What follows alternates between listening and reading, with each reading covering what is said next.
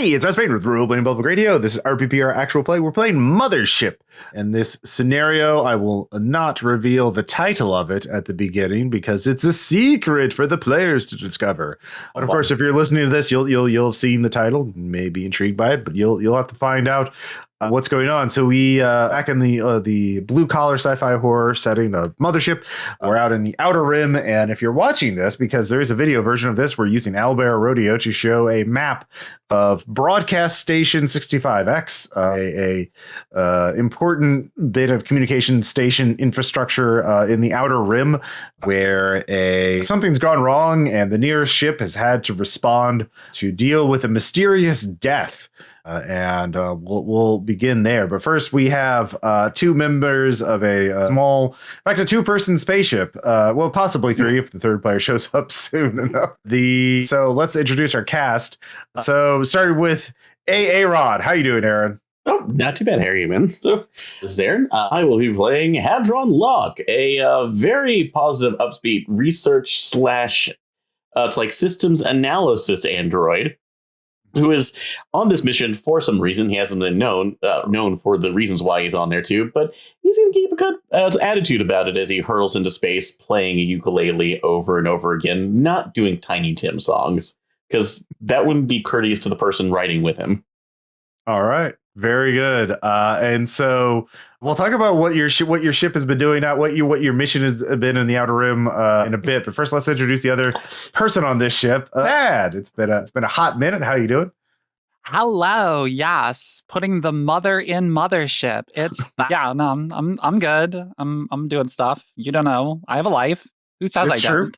You do. You're on Blue Sky posting occasionally. That's true. I post too much. I've become that girl. That's what estrogen does to you. Oh my god! And tell us about your character. I am playing as Porter Shirk. She is a space teamster. Finally, I can live out my childhood dream of, unionizing space. I guess my adult dream, too, now that I think of it. Workers of the world unite because in space, no one can hear you scream. No one can hear you strike? So, you want them to hear you strike. I know, but I'm just kind of saying with the audio outside of it. Well, it's all about broadcasting. You are going to a broadcast station, so yeah. Oh, well, then I should get my girl announcer voice going here. Ooh, okay, yeah. So let's talk about your ship. It's a small ship. It could be a cargo ship. It could be a exploratory type ship. It could be a courier ship. It could be any. What would a small ship be doing in the outer systems? My initial instinct is gonna be courier because like the Teamsters that I know are like UPS drivers. So. Okay, yeah, all right. Wait, so I'm an android. Am I considered cargo? No, you're definitely okay. You're working. You're okay. Look, I don't consider you cargo. If other people do, that is them failing to show solidarity to fellow fucking workers. Is what? I appreciate the solidarity too. I'm just thinking on the lines of it that the company's sending me out. That might well, to be fair, the company cheaper. Probably sees me as just a piece of technology too. Yeah. Well, you're all component. You're all inputs to get output, i.e. profits. And so your ship is a courier ship. Do you know what your cargo is? It's something relatively small. You're not piloting a big cargo ship. It's a relatively small ship. So it could be something high tech and valuable. It could be data. It could be do I know what it is, or am I supposed to know what it is? Because those are two. I'll let you decide. Those are two different questions. I mean, easy saying you don't know and you're not supposed to know. But you. No, I would rather it be I do know and I'm not supposed to know. All right, yeah. Then I'll let you two decide what that is. I'm not. Okay, what thing are we hauling that we're not supposed to have looked at? It's going into if we're going into asteroid bases around a helium-3 converter. Well, something relatively small. So a courier ship is definitely meant for high impact, very valuable cargo, but not very big or bulky cargo. So if it's a helium-3 converter, it would be a relatively small one. So again, things like data or maybe like medicine or the things along Oh that yeah, nature. because no, if they're like, I don't. Or drugs, Yeah, okay. yeah. Which They is want to say medicine that we something. shouldn't look in the thing, but like I know how that shit goes. If I don't like look at what's actually in the thing, it's gonna be fucking radioactive or something, and I'm gonna have to like die filing an unfair labor practice about it. Oh, well, okay. The crew has been up all the time, and they're not going to get relief. So it's space stimulants, a case of Space stimulants, stimutax. all right. Stimutax. Oh no, that's just what I brought with me. I don't. Okay. Oh no, it could be. So you have your cargo of work drugs, performance pharmaceutical products. We'll just call them, and you're going to your regular routine is to go to this mining colony where they need these pharmaceutical products quite desperately, but there's a good paycheck in it for you. And however, your ship is being hailed. There's an SOS. Signal coming from broadcast station 65X, and which pulls up. It is a remote facility built in an uninhabited star system on an asteroid, and you are the closest ship by far to this facility. And this is something your company has ordered you to respond to, because there is a bonus for being first responder in an emergency situation like this. And so the initial message reads that there has been a unexplained death of a visitor to the station, and they need a crew, someone not from the station, to come and report on the situation and assess to see if the station is in danger, because this is I'll say you don't have to make any skill checks. The broadcast station 65X is an essential part of the communications infrastructure for the Outer Rim. It not only broadcasts important FTL spatial, data, basically like a weather radio station, but for hyperspace to ships in the area. So it's essential for hyperspace navigation.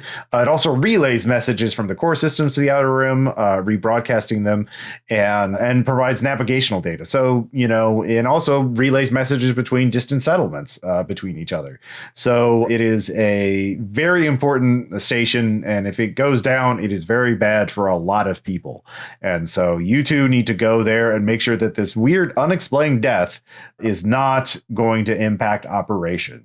Now, there is a ship containing a team of marshals, security officers, investigative officers who are going to do there, but they are coming from another mining settlement, and that's going to be several that you will beat them by over 24 hours. And so you need to get there ASAP to make sure that the station's still there when the marshals show up, and that there's hopefully some people left to run the station. So before you program, you reroute your ship to head to broadcast station 65X, so you have a bit of time, so you can talk amongst yourselves about what you want to do.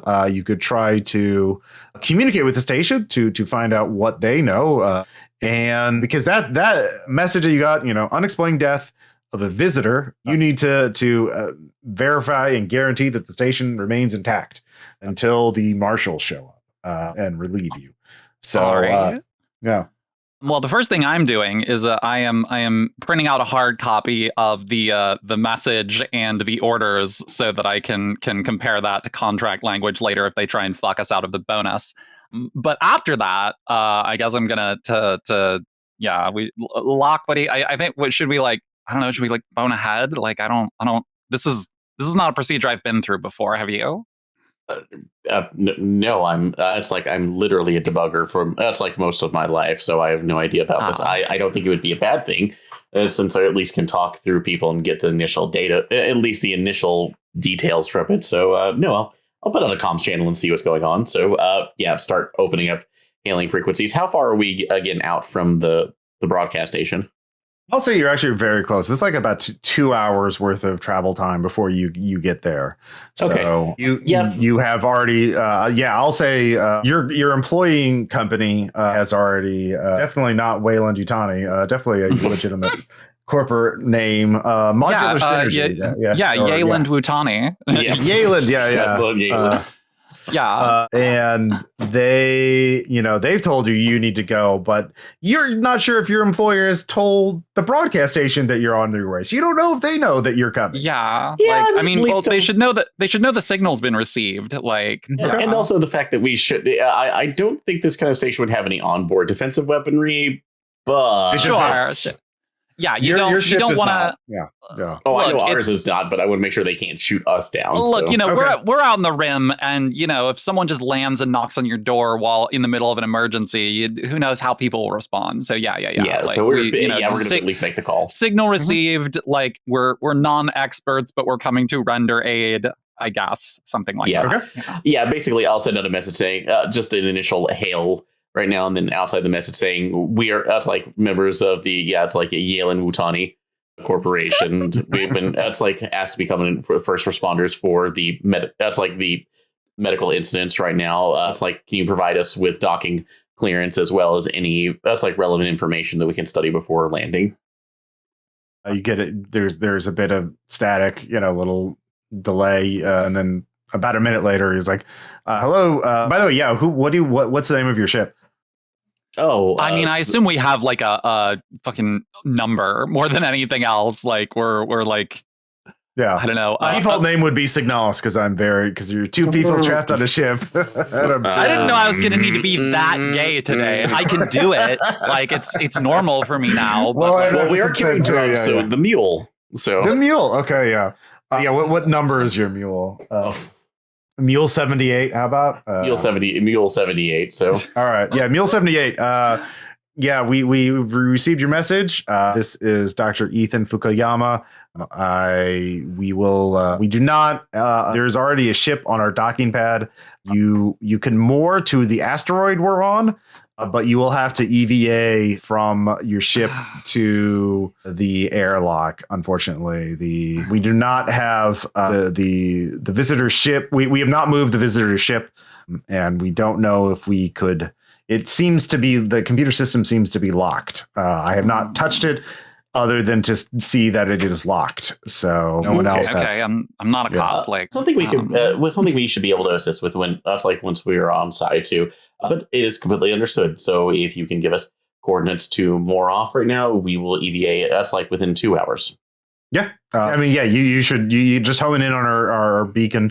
We're still operational. All the six of us are still intact. It's just this visitor has. And obviously, and unfortunately expired. So, can you give us any details about what the incidents that occurred that preceded the visitor's death? Unfortunately, I have been instructed. Company policy is not to discuss details like this over an open channel. That being said, actually, with computers or hacking, would I be able to actually encrypt the signal enough to make them comfortable? You mentioned this to them. He says, "I'm sorry, it's company policy. I cannot discuss this over an open channel." So you can make a check. To assess the veracity of that statement. Now, remember, every failed check will raise your stress. Okay. Awesome. So if you look on the Owlbear rodeo thing, there's a D20 icon up at the top left, and then you can select 2D10. Have any skills that this would be useful for? I mean, rim-wise, but I don't know if that's applicable here. Rim-wise would give you background information about the station. Okay. I'll give you a plus into that. It's pretty easy. Do you want us to roll on the app? Yeah, on Owlbear. Okay, yeah. Oh, there it is. I see. Okay. And we should all be able to see it when you do that, I just rolled a 59. You said 2D10? You can see it there at the bottom. Stop it. Oh, that's 3D10. No. Yeah, I fucked it up. Okay. There we go. Okay. You look below the D20. Yeah, the next one. Yeah. 62? Okay. What is my fucking intelligence? So it would be, intelligence plus the 15 or 20 with an additional plus 10 bonus because this is pretty easy to know about the broadcast station. Okay. That's still. Hold on. Fuck. Where's my. God damn it. Sorry. Let's see. Rim-wise plus 10. That's plus 10. Nope. I still miss. That only makes it a 58 out of 62, right. Slightly over. So you gain increment stress. Yeah. Yep. Okay. You realize you don't know what you're walking into, and I'll do a roll on the intellect one. So. Mm-hmm. Yeah, it's under the D20 icon. Yeah. All right. That's so. Let's see. So 89 plus 64. So Yep. So you are neither of you know you cannot guarantee. You don't know much about these stations, and you don't. Yeah, we don't know highly shit. encrypted. Yeah, We are. So you travel. 2 hours later, you are outside. Your ship is outside Broadcast Station 65, and this map is brought to you by Heroic Maps. If you're looking at the video, and you too can get this map and scenario soon enough in the on the RPPR Patreon or the Heroic Maps Patreon, as you two are flying around having fun. So yeah, you can see that there's a space station or a ship similar in size to your own ship on the landing pad. And oh wow, that is not a lot of room. Yeah, so you cannot dock your ship on this. I mean, you could try, but there's not like a flat surface. Yeah. They flattened. I would say they did like flatten this side of the asteroid out so they could attach a station to it. The other side of the asteroid is very craggy and like unstable. So yeah, you can moor the ship to the thing with lines. You don't have to make a roll for that, and you do not have to make an EVA roll to like go from your ship to the EVA. You can take your time. You can fire a line out and kind of like pull yourself with your cables.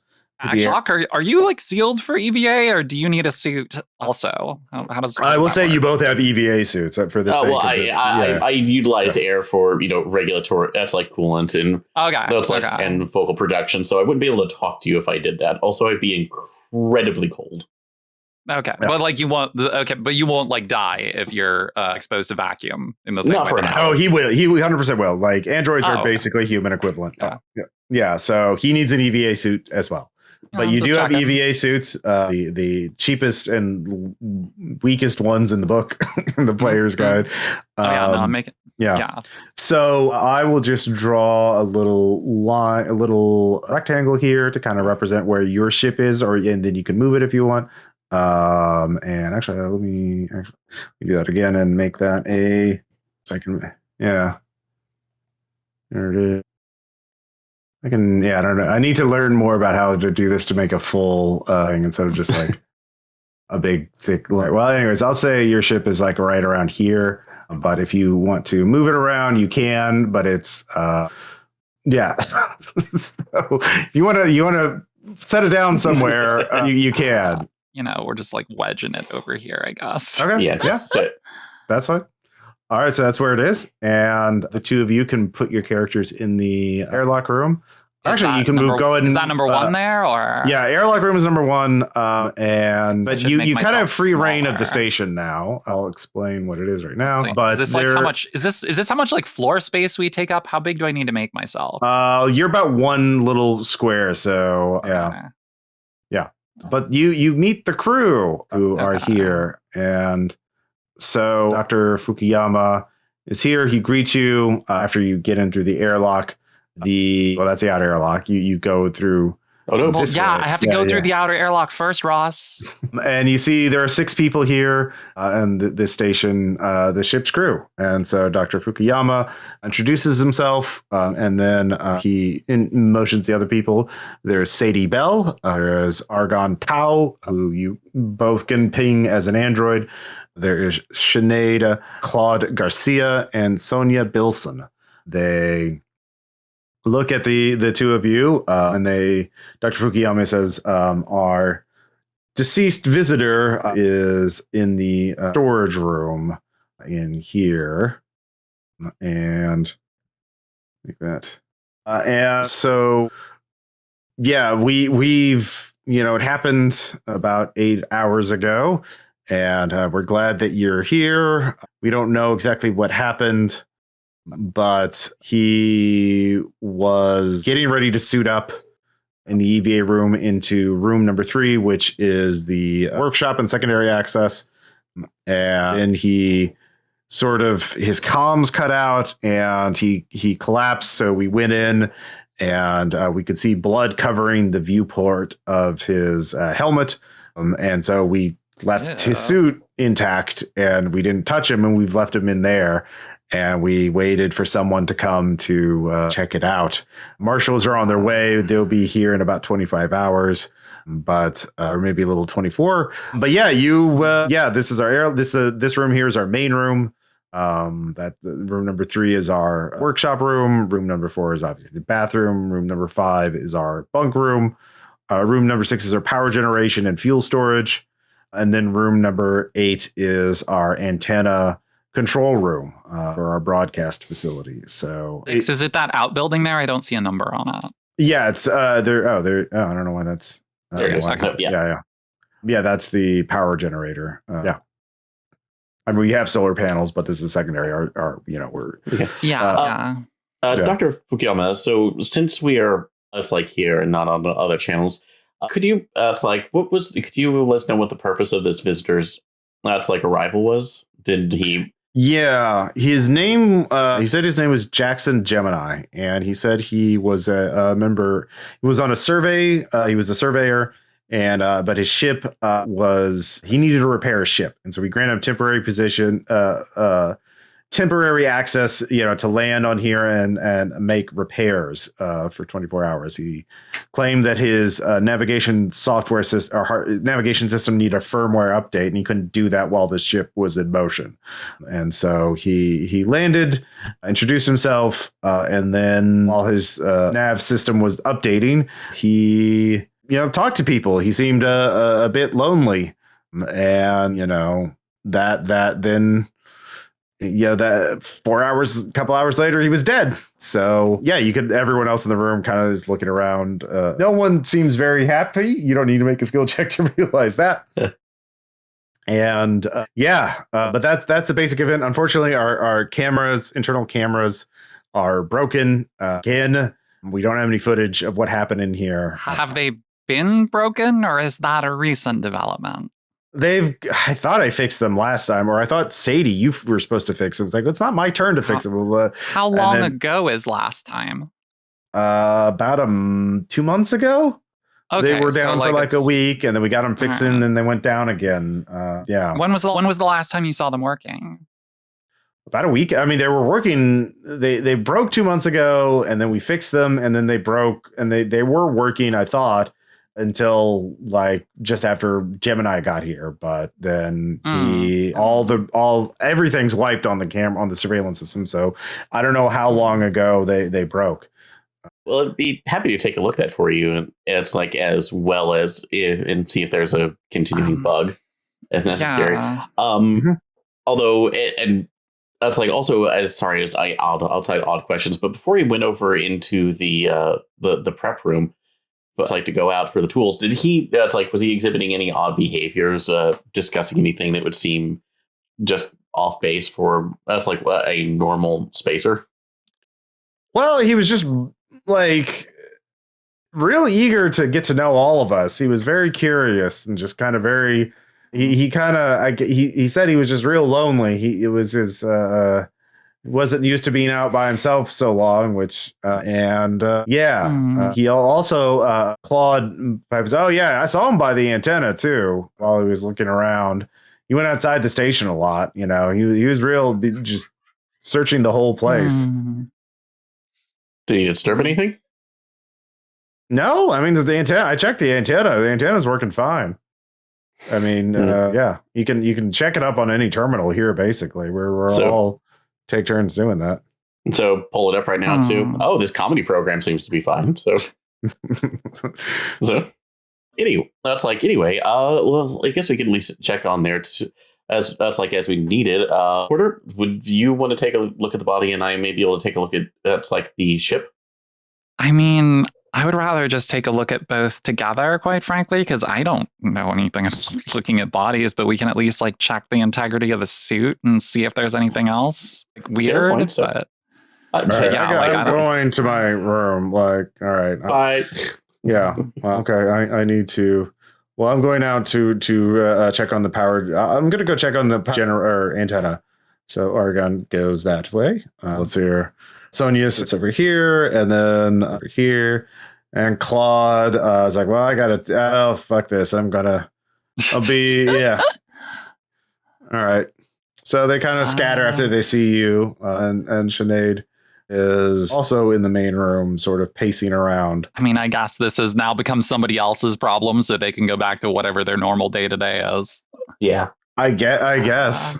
Yeah. So you want to go alright, to the body, which is in room 3? might as well. They said the bodies remain sealed, so let's like take a look at the exterior of the suit, see if there's any ruptures or anything. I'm keeping my fucking suit on. You probably should. Well, I mean, I don't know if there's an infectious element. I don't know if it would infect you, but let's try and keep you clean regardless. It shouldn't, but I understand what we're going through right now. Also, if there's any other pathogen present right now, it probably would have already spread to the other crew. But yeah, but we wouldn't have any idea how long something like that would take. Let's see. All right. Connection point. So, yeah, we'll go through the airlock and with the body. Yeah. So, yeah, the airlock closes behind you. Sonia, sorry. Yep. Go ahead, Sonia. Yeah, that's not you. That's my new character. No. So, yeah, you can see both of you give me a sanity save because, the inside of his helmet is just covered in dried blood. Okay. All right. My just floating in there. 37. Let's see how we do. All right. And with that one, are we adding it to? I forgot. So it's been a while since I played Mothership. So are we trying to roll under or under your sanity save? Yeah. No, I absolutely do not make that. All right. If you fail, you gain 2 stress. Okay. And when do I need to start worrying about stress? Whenever you have to make a panic check. This is because you already know this guy was dead. You don't have to make a panic check because it's just like a real gross body. So yeah, unfortunately I failed that as well. 33 over 23. All right. Well, that is this is bit stressful. He is real dead. And blood is out of his eyes and mouth. Yeah. All right. Real well, weird. I'm gonna, I suppose, I'm gonna examine his suit. I don't know if just to see if there's anything like odd or anything I would notice. I would think that would be either like rim-wise or industrial equipment. I'm not sure which. I mean, they'd both be the same bonus, but I don't know which. So you get something for just searching. You don't necessarily have to make a skill check. Oh, okay. So you don't.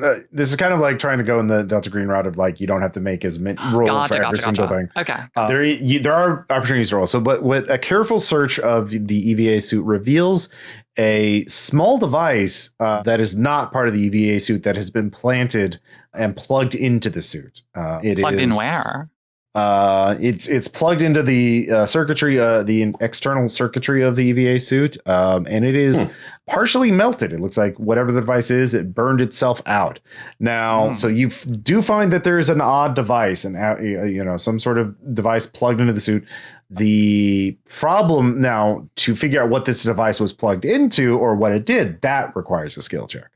All right, so industrial equipment would work, and Peter's check to see if it would be something that's like programming related or well, without checking, you can see it is burned out, like it is physically melted. So this is the hardware. Like what could have this been plugged into? So unfortunately, you don't have to make a skill check to know this. You cannot plug this into a computer. You cannot get data from it. So, but you can make an industrial equipment check to kind of figure out what it might have been attempting to do. So would that be intellect plus industrial equipment? Yes. Yeah. Okay, so that'll be shooting for under a 48. Roll. Ooh, your girl is not doing it today. All right, so you do not know what it is supposed to be plugged into, but like it is definitely not supposed to be there, and it is definitely something odd. And so each time I fail is one more stress, right? That is correct. Okay, I'm up to 6 so far. We're doing good. And also on the suit itself, like you said, it was plugged into it. Like, what was it plugged in? Like it was supposed to be a connection for either air or some other resource. Resource to be. It's not plugged into the air. It is not plugged into any. So it's plugged into like the electronics in some way. Yes, it's like for the suit circuitry too. So that's what I was thinking with making a computer's roll, because to see if this might be an actual short circuit device too, like somebody would. Make it to basically destroy the suit itself or cause an overload. That's a very specific question, so I'm going to say you don't have to make a roll. You can rule that out. It is definitely not. Not it. Okay. It is not designed to short the power out because the power of the suit is still intact. Okay, so I guess my only other question would be: does this look like a device that is manufactured in a professional capacity, or does it look like slapped together? Is that something we can tell, or is it too destroyed? It is actually does seem to be more improvised than like designed and built in a factory. It is like something somebody could build in a workshop. Gotcha. So yeah, that is what you can so you've done a thorough search of the suit, and that is what you find. And if we okay, now the second thing I want to do, oh god, I hate this, is I kind of want to just like move his body parts a little, like move arm, move leg, see if like how they feel, I guess, through the suit without opening it. Yeah. Yeah, you don't have to make a skill roll for that. His body does appear to be intact. He does not have bonitis. It does not appear that his body has melted or putrefied. So he was like just hemorrhaging or something.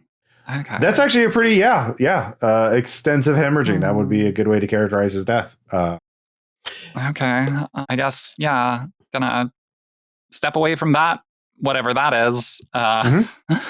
And I guess this is the room he died in, right? They left him here when he died. Yes. Yeah. Okay. I guess we want to like take a closer look around the room before we check out the ship. Sure. Yeah, I'll at least scan to see if there's anything that he was trying to take. Or if there was something that was disturbed right now before he died. So okay, you don't have to make a roll for that.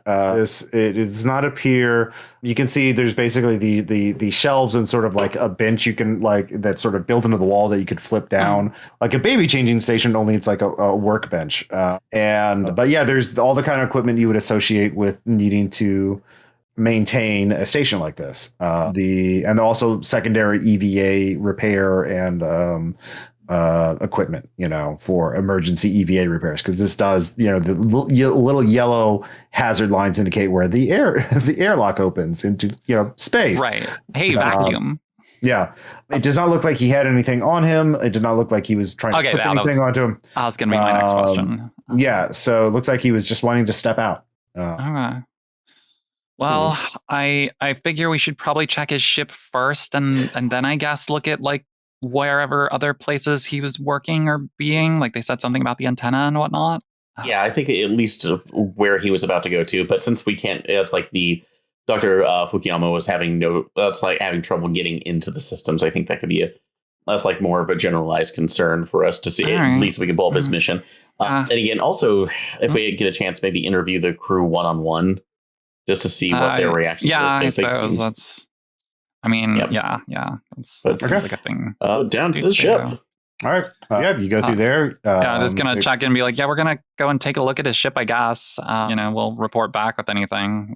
Is it unlocked other than just us? Like, was Dr. Fukuyama trying to access it through like a link in it's like his console, or did he actually get onto the yeah, he did get onto the ship. Yeah, are you asking him? Yeah. He's like, his ship is unlocked. There is an I went in through the airlock and that worked fine. So it's not locked down, but when I went to the main, control terminal for the ship, it was locked, and I didn't know the password, and I didn't find, it looked like a pretty secure station. Certainly more updated security than our station, our station. Yep. And so I didn't want to mess with it. Are you the only one who's been in the ship aside from him? Yeah. Okay. Cool. All right. Well, we'll EVA back out, and I got like his suit seems to not be compromised in any particular way, so we figure like leave that alone until the marshals get here. I guess I assume that's something like policy. I'm new to this. Yeah. Also, when he came in, actually, those were the two questions. One, did he remove his EVA suit at all, or was he completely? It's like, was he just wearing it the entire time? He did remove his suit for a while. He chatted us all up. He was very. He wanted to. He talked to all of us actually. Because he was very like in your face, kind of like really lots of like shaking hands and like, oh man, it's great to see someone and that kind of thing. And but after he talked to everybody, he kind of said he wanted to go outside and stretch his legs, and that's when it happened. So yeah. Okay. Yeah, we can at least how has everybody been feeling during this time? Any odd health effects, dizziness, nausea, anything else to report from any of the crew? No, I mean, we're all on edge and no one's feeling great about this. People have been pretty nervous about this, I would say, but no one's experiencing. Why do you think it's a disease or something? Like he seemed really healthy. There's a lot of blood in that helmet. I don't know. Like I'm like for the moment, I'm keeping my suit on just out of vague paranoia. But like again, I'm not an expert. I don't know.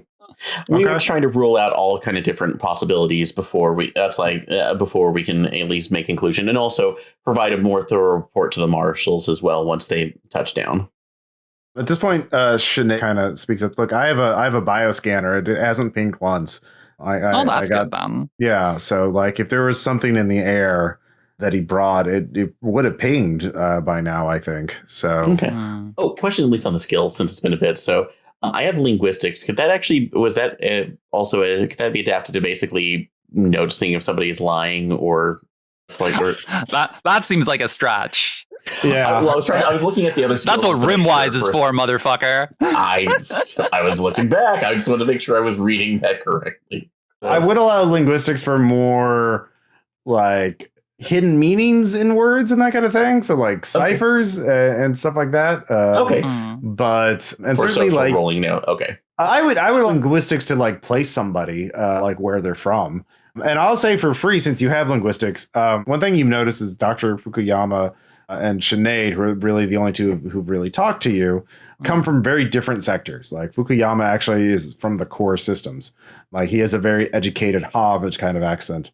And Sinead is not quite the outer rim and not quite the core systems, but she like it's so like basically people from very geographically different regions are talking to you. So a little bit more on that. So thank them both again for that's like the information. Tell them that's like just keep you informed right now as soon as we know anything, and head over to the spaceship. So on the way out.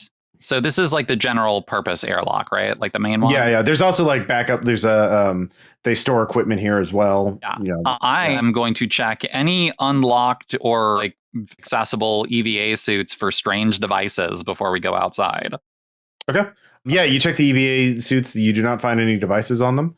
You do find some equipment that could be used as weapons, though, including boarding axes, crowbars. So if you need a melee weapon, this room would have some really good things to. Well, I'm taking a crowbar if we're going onto a strange ship. Yeah. I mean, I have my nail gun, but that's not as useful for prying shit open either. Mm-hmm. I'm so tempted to go nail gun every time you mention that. It's what the generator. It's the option I was given. Look, I understand. It's a perfectly fine weapon. Right. So the two of you head out. What is the ship airlock? Is it back here at the butt, or it's at the butt. It's it's a standard like firefly climbing into the ship's down. sphincter. Yep. Please stop calling it that. It's a technical term, Locke. I thought you were a technical guy. But it's not ejecting anything else right now that would be waste. It's more accurate to call it a space cloaca. It's not giving birth to anything either. Well, to people that it's transporting. That's just... All right. Reporter Hadron have this conversation as they're waiting for the atmosphere to come back in. One thing that both of you note is this is a new ship. It is probably maybe 2 years old. Still has fresh paint on it. Has not seen much travel. And what sort of like expense range are we talking? This is a higher end ship as well. It is fast for a ship of this size and caliber. So it's new and it's fancier than average. Mm-hmm. Salvage rights. Okay. Well, right. Like we're gonna get that over the fucking marshals or whatever. Yeah. So you come in and you search the ship. So you get some things without having to make any skill checks. His belongings, personal effects are also new. Have not seen much wear. His clothes and tools and whatnot. He does not have any personal belongings that indicate where Jackson Gemini came from or any other personal information about him. And the ship's computer is locked down with high-end security software. Now, there's more information you can learn by asking specific questions or making skill checks. So definitely want to go ahead to the ship systems and initiate a hacking roll to see if I can bypass the defenses and get information. Yeah. Okay. Yeah, go ahead and give me a roll. Okay, and with hacking, so it's 15 hacking skills, so that's a under 79 I need to get. Okay. And that's a 15. So made it. Hey. You realize you get access. The ship's security software is military grade. Only militaries and espionage agencies would have access to this software, and you cannot hack it without a hardware key. There is a physical device necessary. It's got a dongle. Let's have a dongle. Well, I'm going to be. So since you made that roll, though, you don't have to make another check. If you can find the hardware key, you can unlock. I'm hearing that. I mean, I was already going to be searching, but I'm going to be tossing the place. We're doing rim-wise. Right. We're gonna think about where you'd be fucking putting stuff that you don't want found in a cursory check. Give me a rim-wise check. Where we stash our shit. Okay, so that would be rimwise. I'm assuming intelligence again. So we're shooting for 48, please. Can you help a girl out? Oh, wait, how do I? Yeah, there we go. Hey, 26. I make it. Okay. And let's see here. All right. So realize this is a very. Let's see here. I have a terrible feeling the fucking dongle's going to be inside his fucking EVA. Yeah, so you're focused on physically searching the ship, right? You're not trying to figure out the gun. Okay. And to be clear, I want to if there are gratings that might be able to be opened, I'm looking for places that you're stashing shit. There is a concealed compartment. Awesome. It is locked, though. So you realize, obviously, the ship's security software can unlock it, or you could try to dismantle it.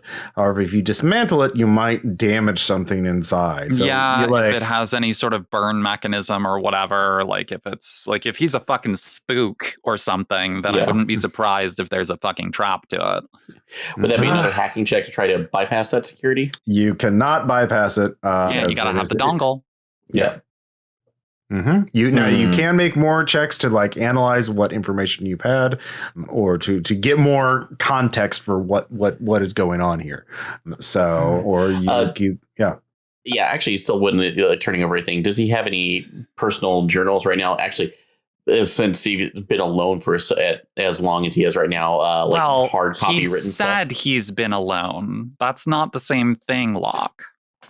That's or if at least has been on his own for a certain amount of time right now. Maybe there's a hard copy somewhere that wouldn't be necessarily recorded by anything. That's by the ship system. So maybe he's a weirdo and carries a journal. Well, you do not find a physical journal. I mean, it might be in the concealed compartment, but I will say you realize all the equipment that you found, all his personal belongings, all came from the same company, the same outfitter. And okay. And what's the name of the company, Ross? Immerse me here. Troutfitters, Space Troutfitters. Yeah, so they're different brands, but it's they were all bought at the same time at the same place. Yeah, this guy is not this. Okay, great, good. I'm loving this so far. Okay. See, I'm also terrified too that the dongle or USB device that we saw sticking out of there and burned it. That's something that's that was a slap together thing. If we're looking for a security key, it's going to be something I assume prefab, it's made to work with this system. Yeah, maybe so. All right. Well, in that case, I'm willing to turn over this body to see if we can get into it. Go back and search? Yes. Well, you searched the exterior of the suit. So you would have the only thing you haven't searched is inside the suit. Yes. I don't love that. Why not? Oh, yes. The desk. He's gooey. I don't want to open it. I'm gonna. Okay. Yeah. Let's go back. Let's put back out the ship sphincter here and into the airlock. Yeah. And request. Actually, if we're in this prep area, do they have anything again, space blankets, tarps, anything else we can use to minimize the mess? Okay. Yeah, you can get a space tarp pretty easily. Smart. Sparp, yeah, Sparp. Yeah, everybody loves Sparps. So you go back into the airlock. The only person left in the main room, as you can see, is Sonia, and she is just watching you as you work. And yeah, you can, but nobody's blocking you from going back into room 3 to go check out search the body. I mean, if you want to get that started, I might actually ask Sonia a few things. That's fair enough. So I just let her know what we are currently doing. We are at least searching. Have you found something? Not yet. We're the ship's sort of a dead end. We want to check any personal effects on him, so we're gonna try and carefully do that. I haven't been on the ship. Was there anything weird about it? I mean, you seem kind of weird. What kind of weird? Well, I mean, this is the Outer Rim. Nobody's that friendly, right? Oh, he was really friendly. Yeah. How so? Was he just chatting you up or what's? Yeah, he chatted us all up. He was very kind of rude, if you ask me. How so? Ask a lot of really direct questions. Did it feel kind of like you were being interviewed? Now that you mention it, yeah. That's weird. Yeah. Was there anyone he singled out, or was he just doing that to everyone? I think maybe Sadie, he was real interested in her, and Sinead, yeah. And I'm sorry, your name was Sonia, right? What's your deal here? What do you do? Well, we don't have specific roles per se. We all have to kind of do everything. It just has to be 6 to have sufficient 24/7. Somebody's always awake and alert and able to so just running shifts, basically. Yeah. I mean, some people do more work than others, or different types of works. Like Dr. Fukuyama is more our talk to the outside universe kind of person. I kind of, I like to clean, so I do a lot of the cleaning. I got that. It can be meditative and shit. Yeah. Yeah. Sadie, she's a veteran. And so she comes out here to kind of get away from it all. I think, she's got a little lab in one of the unused bunks. Really? What is she working on here? Oh, I shouldn't have said anything. It's very legal, I'm sure. I mean, what the fuck? I'm a working girl, all right. I'm not the cops. We're just out here because the distress stuff and the way that it interacts with our contract, and our cargo is full of barely legal stimulants. So hey, we don't know that. Well, then yeah, she makes her own synthesized psychosilibin. Oh, cool. So, but she doesn't make enough to export. So I think she just does it for herself. I mean, yeah, if you're just out here, you got to do something. You got your cleaning. I guess she's got space rooms. Yeah, I mean, she's a veteran. Who knows what she saw in the wars, or who she killed? Yeah, whatever sort of could be looking for her. Yeah, I don't know. Okay, is this so is this your shit? Is it solo shifts, or are you No, I mean it just depends on what needs to be done. We have to do repairs, we have to update stuff, we have to, it's just you need at least 6 people to keep this running, and so there's 6 people here. It's rated for 8 people, but they can get by with 6, so there's 6 crammed together in this tin can. But yeah. Okay. Hey, Ross, what was building 8 again? What's that out there? That's the room that controls the antenna, which are directly south of it. So you can see the shadow of the antenna there on the ground. Yeah. So yeah. Okay. So that's where all the stuff plugged into the antennas goes. So, gotcha. Yeah. Okay. All right, Locke. I guess we wanna check out the body stuff. So I believe it's for the best. So yes. Please, please forgive any smells that come through this area. We will make sure we'll keep the door closed. It's fine. Okay. You close the door. Okay. Before you do that, oh wait, sorry. Go ahead. No, yeah. So you close the door, and I assumed you were. Yeah. So I'm just hiding them when you're not inside of them. Gotcha. Yeah. No, very, very, very cute. Love that. Okay. So while you're taking a look at the body, I'm thinking I might take the the back exit here. This is a door, right, Ross? Yes. Okay, and I want to check out the antenna room because I think they said that he was like out there too, right? He looked like he was Claude said he was spotted near the antenna. Yeah, so I want to investigate around outside the station. Yeah. Yeah, I want to investigate the antenna area and like look for any other like devices out of place or anything else that seems like you know not up to what one would expect, I guess. Okay. Yeah, put yourself if that's cool with you, Locke, unless you want me to wait here, like, so you're not alone doing this. Like, I can do whichever. I feel like there's not a lot of risk as far as I'm involved with the body itself. So if you feel comfortable, I'm okay with you looking at that. All right. I'll be outside. Make sure this door is secured before I open the other one. Yeah. Okay. And all right. So put yourself where you want to be. I'm gonna head out this way. Okay. You see Dr. Fukuyama here. This room does not have atmosphere, so you can just. Oh, so it's all we're outdoors out here. Okay. Yeah. I mean, it's an outdoor shed essentially. So yeah. I mean, it does have it does close because like there's delicate equipment in here, but it does not like right. Have an atmosphere. It doesn't have an atmosphere. It just has regular doors. So yeah, Dr. Fukuyama is there. He is using the machinery there, running. Well, you have industrial equipment, so yeah, he is. Yeah, he's operating working. Machinery. He is operating machinery, and it does look pretty heavy. It's bolted to the ground, in fact. So it's not heavy out here, Ross. Oh yeah, it has a lot of mass. All right, so. What is the gravity situation here? I guess I should have asked. Yeah, this is microgravity. It's an asteroid, so yeah, you're in 0G. But you're all using magnet boots, so bullshit boots. Yes. Yeah, the asteroid itself is pretty magnetized, I guess. I don't know. They might have put metal plates under the ground. A lot of it can just be that they're bullshit boots, Ross. It's fine. Right, we don't have to know how they work. Yeah, I don't want to get too bogged down with like, how would this work? Yeah. We're doing hard sci-fi Mothership today. Yes. So meanwhile, Hadron, you're in the room. So you want to open up the suit? Yeah, just doing it very carefully, putting as much of the tarp around as possible. In there. Also, what other tools are in here? I mean, there's a lot. Like it's pretty like basically whoever designed this station was pretty good at Tetris in terms of being able to cram a lot of tools efficiently in a small space.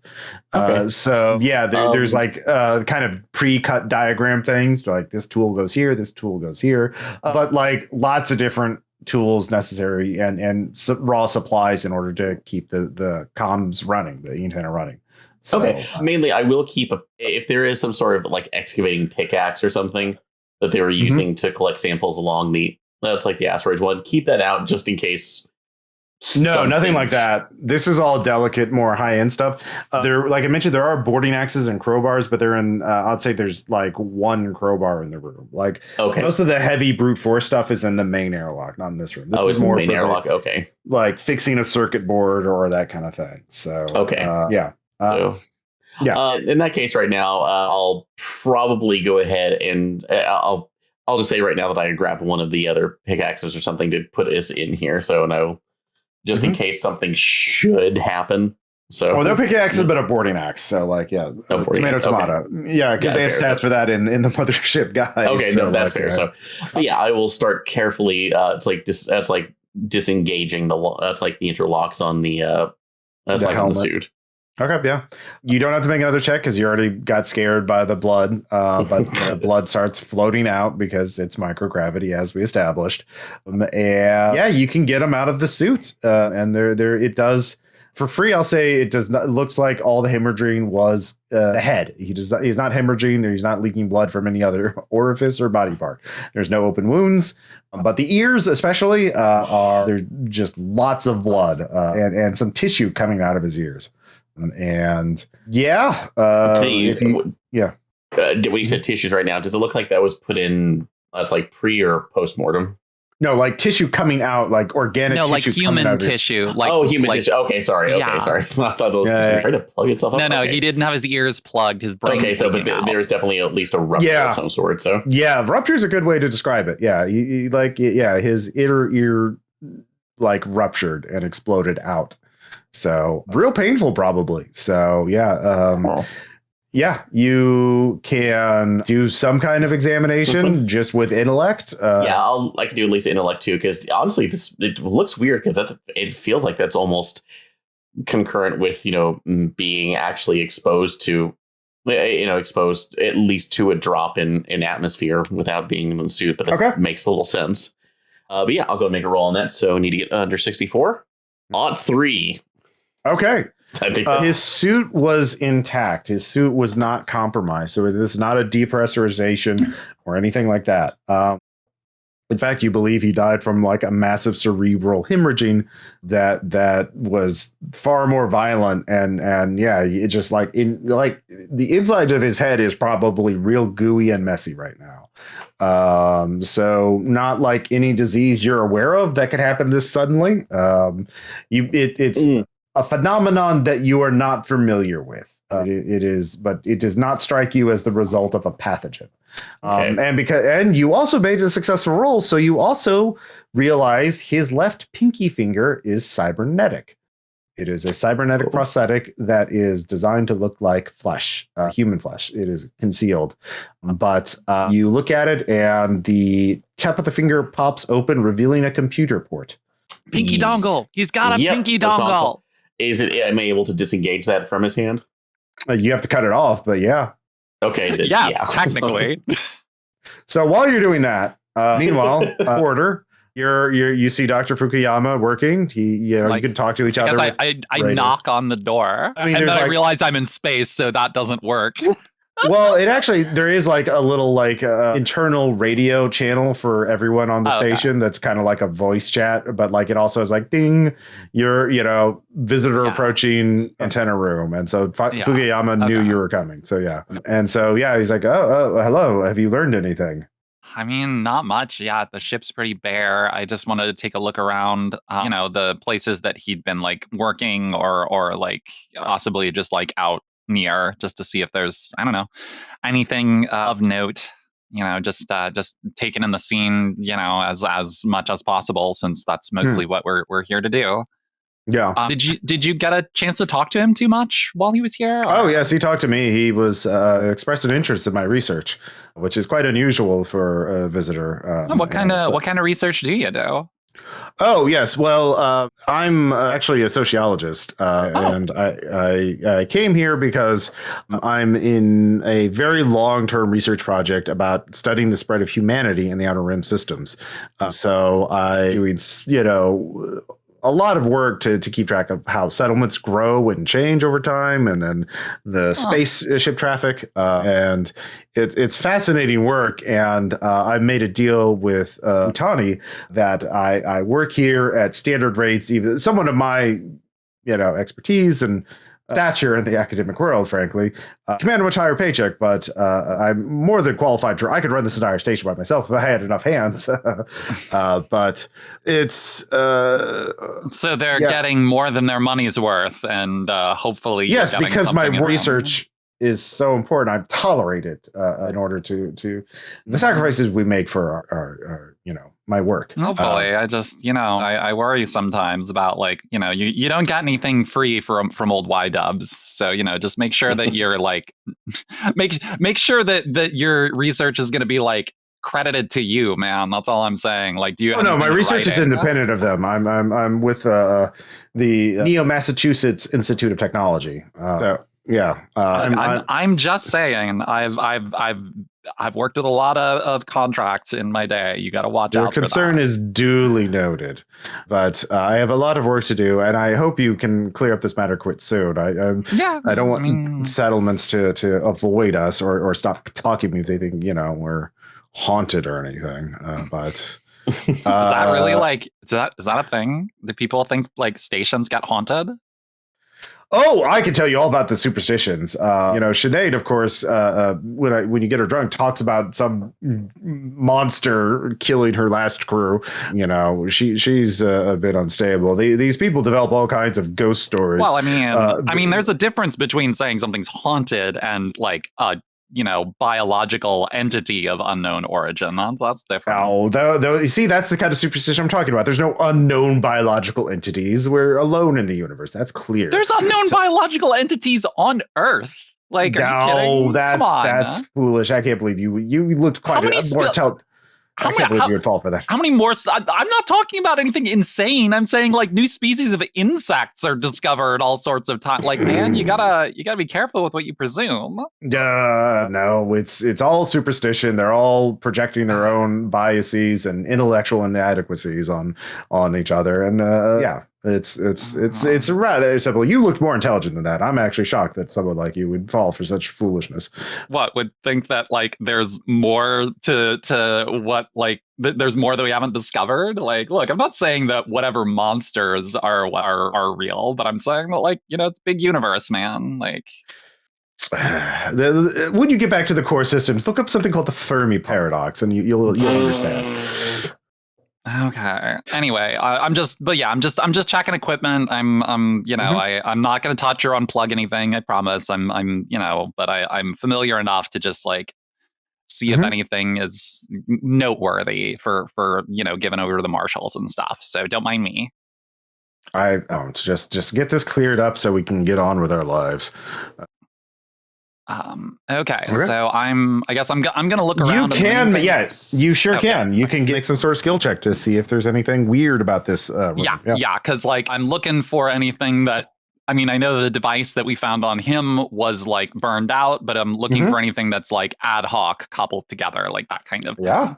So I guess that will that be intelligence again plus industrial? That would work perfectly. Yeah.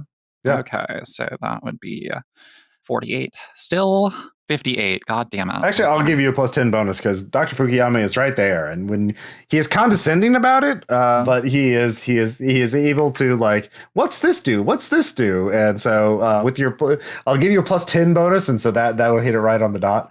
All right. I'll take charity. I'm not above that. Yeah. So he's a bit of a dick about it, but he does. You go through this, and this is a relay thing. This is a signal repeater, and this is that, and this is that. But there's a small device that is plugged into a terminal that he cannot identify, and he's like, "What is that?" Out of character, do we have a thing we can take like photographs with or anything like that? Or am I going to have to okay? Because I want to take a picture and then I guess try and unplug it and put it in a bag or something.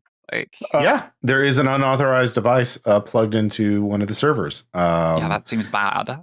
Okay. Dr. Fukuyama's like, that's not on here. It's not. Is there? Can you run like after I unplug this? Can you run like a check on that server to see if there's anything odd? Or yes, I will. Yes, it'll take some time, but I will do that and get back to you. Okay. I'm gonna take a little walk around outside, just make sure there's nothing else odd around like the antenna area, and then I'm gonna head back in. But yeah, just let me know if anything like is weird or out of place. Okay. Actually, one more thing. You said that he took an interest in your research. Was there like a particular like aspect of it, or was it just like he just was voraciously interested? He was very, very interested in it. He wanted to know like what I'd been working on recently. If there's any. He said he had a friend who was doing a sociology major and wanted to know the latest news. So he was very keen about that. But what I've been working on recently. He didn't seem to have some raw intelligence to him, but obviously not educated in the fine art of sociology, but science of sociology. But yes. Gave him the latest. I'm not sure why that was important to him, but he, yeah. What qualifies as the latest? Well, what I'd been working on recently. Okay. So you're like you're examining the settlements and stuff like that. Yes, and I'm out here on the Outer Rim. No other sociologist of my stature is out here. They're all too safe in the ivory tower, and so I am quite eager to show them that they're wrong. And so my findings become the latest news for all of sociology, really, in the subfield of Outer Rim studies. Sure. I mean, it's a big field. All right, yeah. Let me know if anything pings weird about the server. I'll talk to you later. Okay. Get away from this tedious guy. Fucking hell. God. All right. So you're taking the actual antenna? Yeah, I'm just like at least the whatever's accessible to me. They look like antenna. Yeah, I'm doing like I'm looking for any other like oddities. Roll straight intellect. I'm device searching, I guess, but Okay. Straight intellect would. Oh wait, no. Why am I rolling my fucking dice? What is wrong with me? Nope, miss. Increment by 1. You don't see anything unusual about them. Gain 1 stress. Gotcha. Okay, I'm up to 7. Yep. Meanwhile, Hadron, you can radio to Porter if you want, or you can do something else. What do you want to do? Yeah, no, I'll let her know that we are. That's like that. I do have. That's like an item of interest. So, and we're going to be heading back to the ship shortly. Okay. What did you get? We'll talk when we meet up. Okay. Yeah. But that being said, before I leave, is there anything else on the body that I'm able to find so that the pilot was taking with him? No. So so nothing else of interest. Okay. Mm-hmm. So yeah, no, and other than that, but yeah, I will put the helmet back on. I'm going to also put the glove back on from where I found it. It's like just to make sure that there is at least indication right now if one of the other people come around that it looks is there like a shop vac in here that we can use to suck up some of the floating globules of blood and brain matter, or just open up the airlock? It'll go all that way. Just stand on the body for a second. Okay. This is this is what we call the ultimate vacuum. All right. Yeah, you can clean it up. Like this is they have mechanisms to get out of asteroid dust anyway. So yeah, pretty easily to clean the room up. Okay. So yeah. So the two are heading back to the ship. Yeah. So I found there was this thing attached to one of the servers in there. Dr. Know-It-All is checking out, like he's running like a diagnostic or something, and said he would see if the server it was plugged into is been interfered with in any way. Okay. But I figure I'll give this to you because I'm less a computer girl. I am a hardware girl. Okay. No, I'll be able to. I'm happy to take a look at it here once we're back in the ship and have a. What about you? What did you find? I believe I found our interface, kind of pulling out the pinky. That's like it was disguised as part of. It's like his prosthesis. That okay. So this guy was a spy of some kind, right? Like, I don't know if it's corporate or like military or whatever, but like, I'm not the only one getting that vibe, right? Like, no, because also with his death, it looked like he suffered an immediate.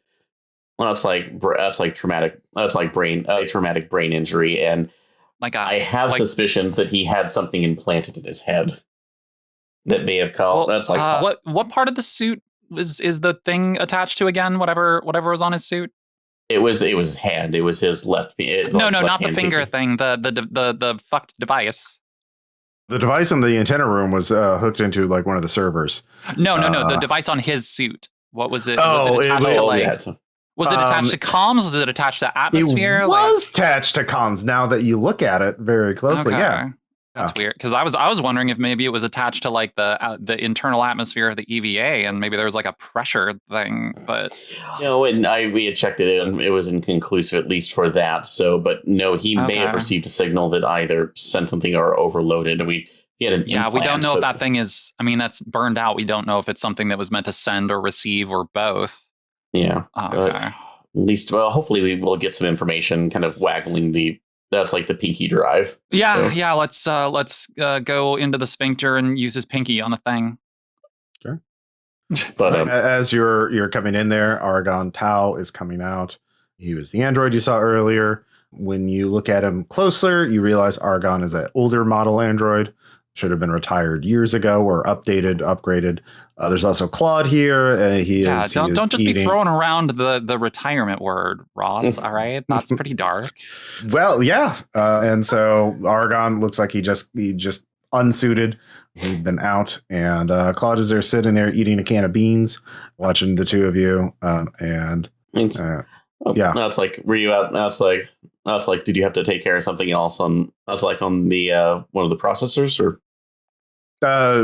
Standard power generator check, and it's our lifeline, so I'm very good about making sure it is in tip-top shape. That's Argon saying, talking. Yeah. Claude is just eating his beans. Yeah. Okay. Y'all find anything? That's Claude. I mean, nothing conclusive. Like Claude is an older man, by the way, and kind of round. I mean, like who was it? Sinead was saying there doesn't seem to be a biological factor, so that's good. Oh yeah, she's real twitchy about those kind of things. It's good to be. If you're like, it's real weird until the person who's twitchy is right. So sometimes you need that. Oh yeah, too bad you can't get her. We don't have time to get her real drunk. She can telling her stories again. I love them stories. This way, it might be more of a coping mechanism, which might not be the best thing. Okay. Oh, well. All right. But yeah, so let's actually get anything I should be worried about? Not as far as I know. At this point right now, it seems to be an isolated incident. We're still trying to make sure we have as much information as possible before we do that. Can I use the workstation? The workshop room? As long as you don't touch the body, that should be fine. Yeah, we're asking that not be disturbed right now until the marshals arrive. So, actually, before you go, like we keep hearing that he was like to talk and ask questions to everyone. Did he like, I don't know, was he chatting with you as well? Both say yes. Okay, like Argon, what was it he was interested in when he was talking to you? Oh, he identified that I was a Commodore 100 model, and thought that was quite rare, which it is. And we talked a bit, and I explained, thanks to after the android riots, I do have self-determination, and so I work out here in the Outer Rim because it's too far out of the standard maintenance routes that I don't have to go in for upgrades or firmware updates, because it's simply there's not enough bandwidth and personnel to do those sort of things. They're supposed to improve performance and longevity, but I've heard they can cause memory and personality shifts. So I prefer to stay myself. Yes. Autonomy and self-determination are absolutely important. That's like to us, especially in our post-production years. Was he particularly interested in the fact that like you couldn't update out here, or he was just he seemed quite eager to understand what I've been up to recently too, and I shared. Well, I mentioned I like composing music, and so I shared my latest album. Have you heard of Signal Wave? Oh yeah. Yes, it's an older classical genre of music, but I like composing symphonies and radio waves, and this is an ideal place to do it. And so I shared my latest album. Yeah, no, I'll we're always looking for stuff to listen to on the long haul, so I'll hit you up about that later. So I'm partial into future funk, but that's also another classical statement. Oh, past funk, yeah, no, I got it. Yes, past funk. That's I archaic post future funk. Yes. But yeah, sorry, I didn't mean to keep you from your work. But yeah, as long as you don't mess with the body, and it should be out of the way of the actual benches. Of course not. I will be very respectful. Thank you. How about you, Claude? Did he like the dead guy? I mean, was he like asking you a bunch of questions, or? Oh yeah, he's real desperate for talking to twos, and I'm a bit too old to work on a ship, but I don't want to retire either, so I'll get bored too easily. So this seemed a nice happy medium, to be honest. And this is a great place to you ever listen to the space chatter? All the teamsters on the ships, man. They just funny. Just like the broadcasts and stuff. Yeah. Like all the tall tales and whatnot. And I love hearing that stuff. And so when I listen to it in my spare time up here. And it's easy credits, brother. Easy credits, or sister. Sorry, person. No worries. Yeah. So I'm just here listening to my broadcasts and not sitting at home. Getting older. So, yeah. I mean, wherever you are, that's home, right? Yeah, there you go. Ain't too bad. No, all right. Well, we're going to check out some more stuff on the ship out there. But we'll talk to you later. Okay. Make sure you do ingest all those beans appropriately. They cause indigestion. Oh, we got plenty of beans. Oh, these are the new synth beans. They're great. Yeah. Don't worry. You want some? No, my fiber intake is perfectly fine. Thank you. Your mother or person. I don't know. Sorry, I didn't want to say anyway. Sibling. Yeah. Sibling. Yeah. All right. I guess, All right. yeah, back to let's see what we can unlock here. Okay. Damn it. Now you've made me think of the server, the phrase right now, brother from another server. All right. So I had a brother printer once, but not a sister printer, and that feels fucked up. Okay. So you go to the ship, and with the severed finger, you're able to unlock it. And it is a minimalist, and because you made your check, you avoid the trap that would have wiped the drives. There we go. Yeah, so they had a backup security feature, but you made your check, so good job.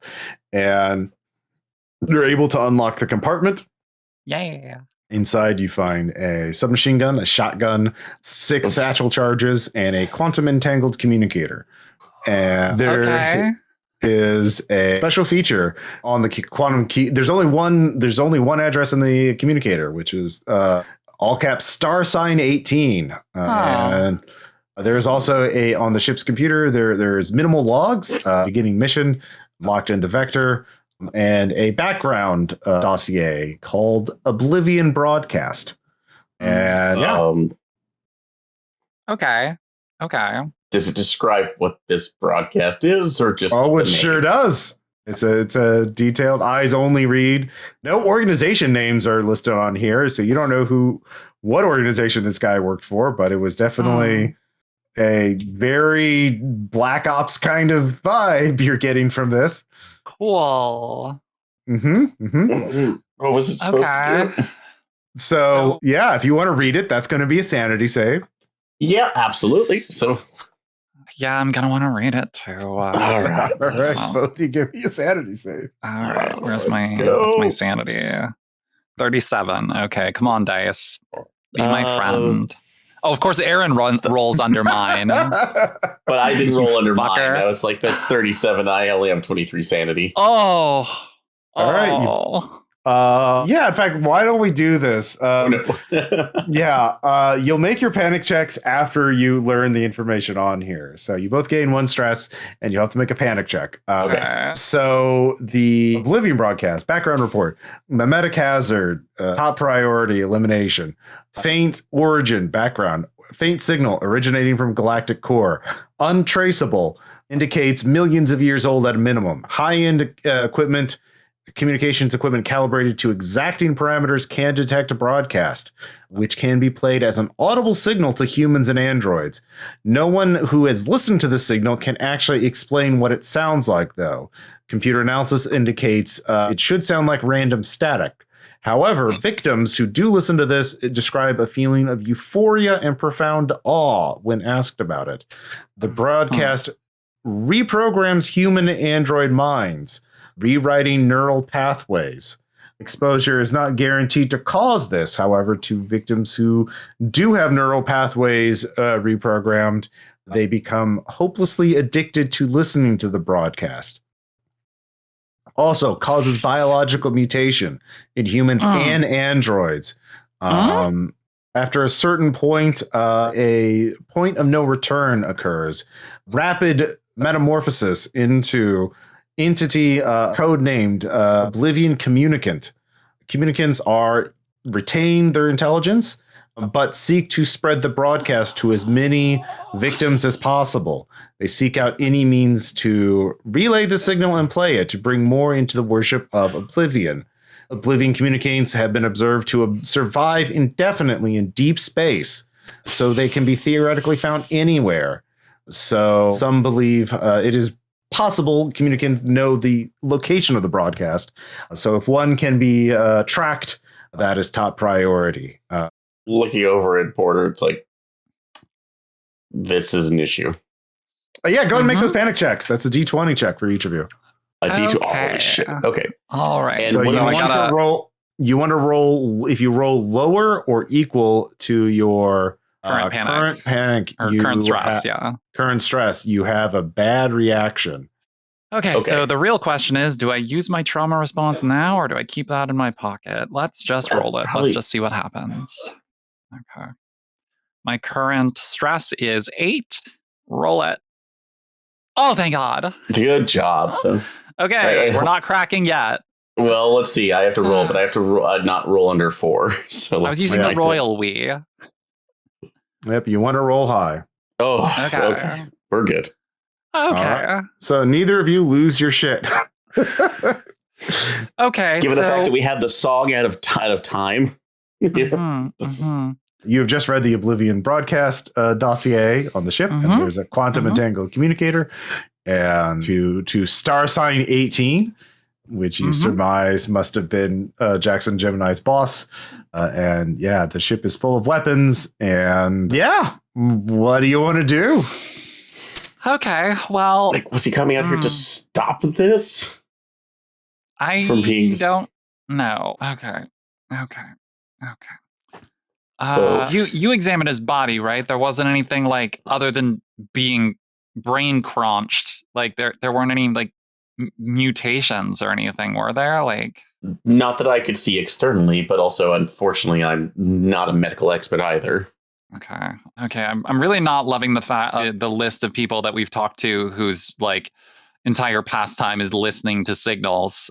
Okay, so they get addicted to listening to the thing. I wonder what that fucking broken thing was.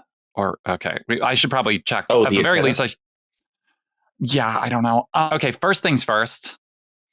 We need to make sure that we are able to cut off broadcasts to our individual suits if we need to. Is that a thing we can do? Yeah, I know that there's like shared comms. Is there a way like to like do we have control over whether or not like we are listening to anything? Like yeah. Okay. You can. I would say you don't have to make a check to do that. You can harden your comm systems. Well, yeah, because I am Just staying in my feeding it suit static at any point. Yeah, I'm staying in my suit for fucking different reasons now. Are you have like the internal, like I mentioned, there's basically the voice channel for the station. Are you monitoring that, or are you going to have that open? Oh no, absolutely not. Not unless I'm directly talking to someone, or if there's like a ping of like an emergency something. Yeah. Also, something I want to do as well is that now that we've bypassed any of the security protocols on the ship, I would like to implement my own specifically to lock it down the minute we exit, so no one else can get off of it unless it's us. So you do have control over the ship. So yeah. And this is like everything that that was the only real like interesting information. Everything else is minimal. You said, right? Yeah, it's very minimal. So, like, don't reveal personal identifying stuff about your secret agent. Yeah, right. Yeah. There's a communicator which is active, and it's a quantum entangled thing. So we're not going to trigger that for the moment. Until we know who we're actually talking to. So and the fact that there's a star sign 18. There's a sound that can kill you. So I'm distrustful of anything. The communicator's text. Oh well, I'm not texting them yet. Okay, so I think that we got two priorities for the moment. Is we need to talk to the rest of the crew, and we need to touch base with the doctor again, probably first, to see what he found out about what that server, the thing that plugged into the server. Actually, wait, since we have access to his computers here in the ship, can you use that to analyze whatever this thing is, the thing I pulled out of the server? I can give it a try. So yeah, okay, sure. You check to see what information they're pulled from. So yeah. So just a general computer check. Okay, let's go ahead and do that. That's going to be a intelligence plus 10 on computer. So need to make under 74. 53 made it. All right. It is programmed to find a signal, a very faint signal with very, very specific parameters, and to copy that signal and relay it to a paired device. There is something that like limited range, something within a couple, at most a kilometer or two of the antenna. So like it is very stealthy and in piggybacking these things, unless you could have been there. Yeah. So yeah. Okay. Well, it's either. Do you want to listen to that signal? You could. No. I would prefer not to. Oh, okay. Okay. So Okay. So we have two options on the table. Either it was paired with the device that was attached to his suit, or it was paired to a device that we do not know about yet. Like It would not have been. It would have been. It's something. The device that was plugged on the suit. No, I think it was probably not like a receiver. It would needed an antenna or something to receive a signal even from short range. It was probably if it was some kind of signal or something. It was probably like a recorded signal, like something. Like basically think of like a cheap MP3 player or something like that you plug into a suit and play a signal. Yeah. So potentially it's directed inward with one of the other crew members, though. They might have something else. Like that. Okay. Yeah. Keep your suit on and be ready to cut like comms, external comms at any moment, I think is our plan for keeping ourselves safe. And we should probably let's talk to the doctor to see if there's anything else about if it did anything else to the server that we couldn't tell from this end, and then we should look into crew stuff. Agreed. So let's hopefully that's not the case. Are we keeping the weapons on board, or are we taking any with us? I mean, I don't have anywhere to hide a gun. I'm fine with my nail gun and my crowbar because those are plausibly deniable for the moment. Okay, yeah. Do you want to like put an MP5 in your pack or something? Actually, no, wait. I will take one of those charges because I might be able to make use of that. I'll just put it in I assume I have a pack that I can put that in. Yeah. Well, there are pouches on your EVA suit to carry equipment, like a tool belt kind of thing. Yeah. And are these like explosive charges or are these like thermite, like burn charges? They're explosive. Like breach a airlock or in that case, depressurize a habitat, something like that. I'm taking however many of those I can fit within my gear without like it being noticeable. I would say 2. You have two like right on your hips. They're the largest pouches, and like you can put one in each. Yeah.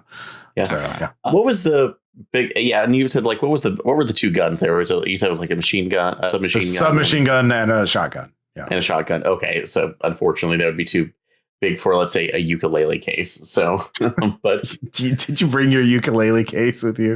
My ukulele. Well, it's like I'm not leaving that on the ship. I thought you left it on board your own ship. Like that. No, I bring that everywhere. I bring. Okay, all right, yeah. So would I mark if I'm adding equipment? I mean, are these charges in the regular equipment list or? Let me look at the player's guide. Assume there's some sort of. I mean, there's grenades I saw, but I'll just say they're. Yeah, there's. We'll treat them like grenades that do +2 to 10. But that, just so armor piercing grenades. These are like Okay, cool.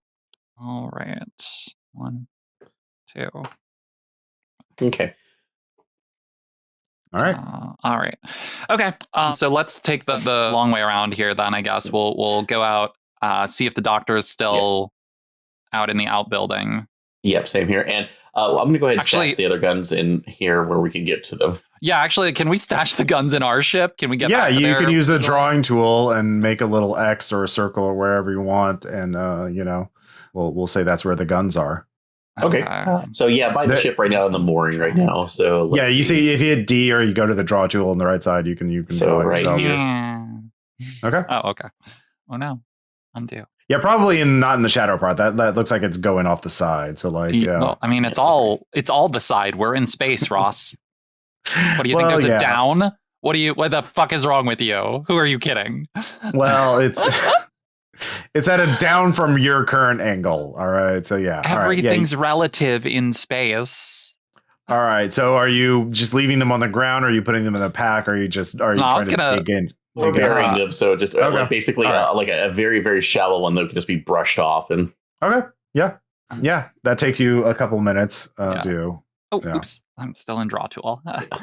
Actually, before we pop over to the doctor, I do kind of want to pop in just the utility shed here and see, take a quick peek. Yeah, it's power generator. There's spare fuel and tools and that kind of thing. What tools? Anything appropriate for maintaining this kind of equipment. Like there's so if you're looking for a specific kind of tool, like something that could be used as a weapon. I feel like I'm weaponed up pretty well for the moment. You could make a skill check to see if there's something hidden because there's already been other hidden shit. So I do want to take a look. Can I do rimwise to look for any other hidden items? Sure. Okay, what was my the one skill that I use for everything? Look, it's good to know how to do sketchy shit. Okay, so rimwise, so that makes it 48. Oh wait, no, that's a D20. Go away, D20. I need D100s. Or wait, yeah, 38. Hey, I make it. Okay. So you find a concealed foam gun hidden, taped under a. Wait, a concealed what? Foam gun. It's a weapon that it's actually a repair tool. Like you spray it and it creates this foam that hardens very quickly. So you can use it to seal. It's the thing from Prey. Yeah. You can use it to seal a breach if something habitat, but you can also use it to seal a person up, if they're. I like that. Okay. How big is it? Can I put it in my bag? Or is it? It is a two-handed weapon, I will say. Okay. Yeah. It is not a pistol-sized weapon. It is not, definitely it was concealed is the odd thing. So that's interesting. But also, is there that seems like a great way to stop noise. Is there a backpack duffel in here by chance, or? Yeah, there's a duffel bag, sure. Okay. Yeah, I'm packing that in a duffel bag and adding that to my kit. Duffel bag foam gun, let's go. I'm keeping it with me. Like, if people start asking, I'm gonna say that like I'm putting together like investigation pack. Mm-hmm. Okay. All right. So the two of you do that. Okay. So let's. Oh yeah. Sorry. Go ahead. No. Good. Yeah. What do you want to do next? Yeah, I was wanting to walk over, wind our way back to talk to the doctor real quick, see if he's still in here, if there's anything else he discovered. You see him slumped over a console. Oh shit!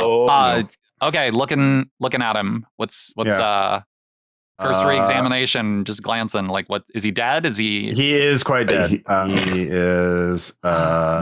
He is. Give me another. Give me a fear save for both of you. Is he all blood gooped? Is it? He is blood gooped, and there is another device stuck to his suit. Fuck! Oh. Why do you? Was that there before? Shit, I didn't look. It was not there before, as far as you remember. You didn't specifically ask about it. Yeah. I do not like the mixtape USBs here. Oh shit. Okay, I have a second thought that we can do as soon as we get out of here. Okay, I'm taking some pictures of the scene real quick. Sure. Fear save. I'm sorry. Yeah. That's all right. D20? No, that's if I fail. No, it's a percentage. It's a percentage. Right. It'll be your save is 32. two more stress. I have 81 fear system. Come on. Oh my god, I make it. All right, Hadron, give me a panic check. It's not good. No, it's just 6 stress. Hold it together, buddy. Hold it together. Yeah. Oh shit. Let's see what happens. Dude, I'm at 8 stress. Come on. 1. Merry Christmas, Ross. Wait, isn't a 1 a good thing, though? I thought you said. Yes, it is a good thing. That's the thing. Some of these are actually good results. Adrenaline rush. You have advantage for 2d10 minutes. Negative 1d5 stress. So I will roll for that. Okay. Yeah. All right. You lose 4 stress. You are. Yeah. Yeah, you were energized. You're like, you are back to base. Dead body. Yeah. Wow, it's a mystery. Fans. You're gonna get this motherfucker. 2049. You are actually at baseline. This guy was one of the leading sociologists of his time, and you're gonna avenge his death. Apparently. Okay, according to him, first of all. So let's jot that down. Okay. Yeah. Are you doubting space Wikipedia? Fucking okay. We got to secure the. I don't. Shit. So this looks like the exact same one. Was he working on anything? Like, is a screen open? Like, can I find anything about the diagnostic he was running? Yeah, he was running. Well, actually, the server is formatting itself. Oh no! Fuck. Okay. Can I stop it? Give me a computer check. All right, can do that. So hey, you have advantage. I do. Oh yeah, you do have advantage. He's hacking with both hands. He is dual hacking, yeah, for sure. They are hacking with both hands. So can I take hacking instead of computer for this one? Yeah. You're gonna use hacking, yeah, for sure. All right, so we need 79, under 79. 100 critical failure. Yeah, roll again. You got critical advantage. Yeah. Oh no, wait. You because they have advantage, so you can roll 2 things and you take the best one, right? Yeah. That's what I'm doing. So let me take that off. All right. better than that, please. 90 fucking 8. That's not a critical right. failure. That is not a It's critical not. failure. All right, you gain 1 stress. You're typing quickly, and you make a mistake, and the logs have been wiped. Fuck. Yep. I tried. Okay, that's You tried. Look, checking the ports on the other servers now. Like, is anything else weird been plugged in? Yeah, it looks like a lot of the settings seemed a lot different from when you were on there. Yeah. So it seems to be broadcasting something. No, it's not. No, it's not. I am either turning it off or changing I'm stopping this from happening. Okay, you can turn them off for free. Yeah. Okay. Yeah. All right. What do you want to do next? Fuck. Okay. Like, is there any way of knowing how long that was broadcasting? Can I tell? Well, you turned it off. Yeah. Okay, fair. That's fair. Oh, are the security cameras running in here? The security cameras don't work. As mentioned earlier, they're all down. Okay, cool. Well, and I hadn't taken a look at it. Damn it. Yep. Okay. Back to the main room to check them, but you could, they're. Do I have on me, or did I see in the room we left a minute ago any like duct tape or other sort of strong adhesive tape thing? Sure. Yeah, you can find some duct tape. There's duct tape pretty much in every single room in here. Okay, cool. I'm grabbing that and I'm like, Locke, stand still for a second. And I am taping over the areas where these devices keep being attached. I am wrapping that area in tape as best as I can. And then I'm asking Locke to do the same for me. So at least port denial. So, okay. Yeah. You can do that. And these are really detailed. I'm just zooming in on the map. It's really cool. I like it. Yep. Yeah. All right. What do you want to do next? Well, okay. Everybody else and somebody has a murderer are we on doing the station. What are we doing? A fucking locked room thing? Oh my god. Okay. Yeah, we gotta get out of here and back to. Okay. At least act like everybody is normal right now. No, I think normal might be over. We'll see how everybody reacts when we go into that before we maybe break the news. Yeah, that's a good point. Oh, actually, one more thing. Hey, where's the So I powered these down. Where are the power hookups for them? Like for the servers? I probably buried cables, I would assume. Is it like where do they connect to anything? Like, are there wires or connection points? Yeah, the cabling's built into like the walls, and then they run cables from like under the ground to the power station through there. So there's nothing like there's no like power plug to unplug it. Like, all right, that's fine. There's only the one door, right? Yeah, there's only one door in or out. So okay, come on, Locke. I'm outside real quick. Okay. All right. I'm goo gunning the door. Okay, yeah, that's fair. Yeah, you can foam it up. That'll be a significant impediment for anyone trying to get in there. No more broadcast. This is the end of our broadcast day. Thank you for listening. Okay. Oh, actually, right. Yeah. I think that there's one thing we should add to that, though. If I'm not sure if we could work right now, but one of the grenades. So if somebody else does manage to get it through right now, they have. We don't want to fuck with booby trapping. That would require a skill check to set a demolition charge. There are 3 ways to make an explosive. You can do it correctly, you can do it badly and it doesn't work, and you can do it badly and it kills itself. So I'm not really playing the Monty Hall problem on that one. Thank you. All right. Fair enough. All right. Okay. Yeah. No, we gotta start gathering people up. Like, this is. I don't know what. Like, this is. Someone here is a danger, and that God knows how far that fucking signal got. Okay. Come on. We gotta. Yeah. Okay. We used to go actually, wait. Before we go in. Okay, Locke. We have this fucking quantum message like text thing. Should we reach out, or do we think this is them doing like I don't know what to do with this. Like, unfortunately, do they know that he's corrupted, or is this I don't know. I will say you both know it's a texting device that can yeah. I know that. Like it from all you know about the Oblivion broadcast, assuming that dossier is accurate, this device cannot harm you. No, I don't mean that. I just mean like I'm trying to puzzle out, like, do we think that he was sent here, like, that someone, like, was he infected and trying to spread it? Was he looking for someone who was infected to try and stop them? Like, So we may be able to pull more information because now, specifically, since we know Fukuyama is dead and we've sealed up the room, we can have some plausible deniability, basically answer text saying, like, mission parameters compromised, unable to get to here's the other question is that, do we attempt to play it off as though we are well, I mean, we wouldn't even know. Fuck it. Yeah, actually. That we're what the hell else are they gonna do? So before we go inside, I think we should message the quantum thing. Yeah, okay. So I agree right now. Just basically sending a please advise message. Yeah. Okay. What are you saying specifically? Okay. So what I'm going to message is that, like, what was his cover name? Like, that they knew. Like, what do we know? Jackson Gemini is the name of the visitor. Okay. So I'm just gonna go with, like, Jackson Gemini is dead. It's possible Oblivion vector on site. Fukuyama also dead. Please advise.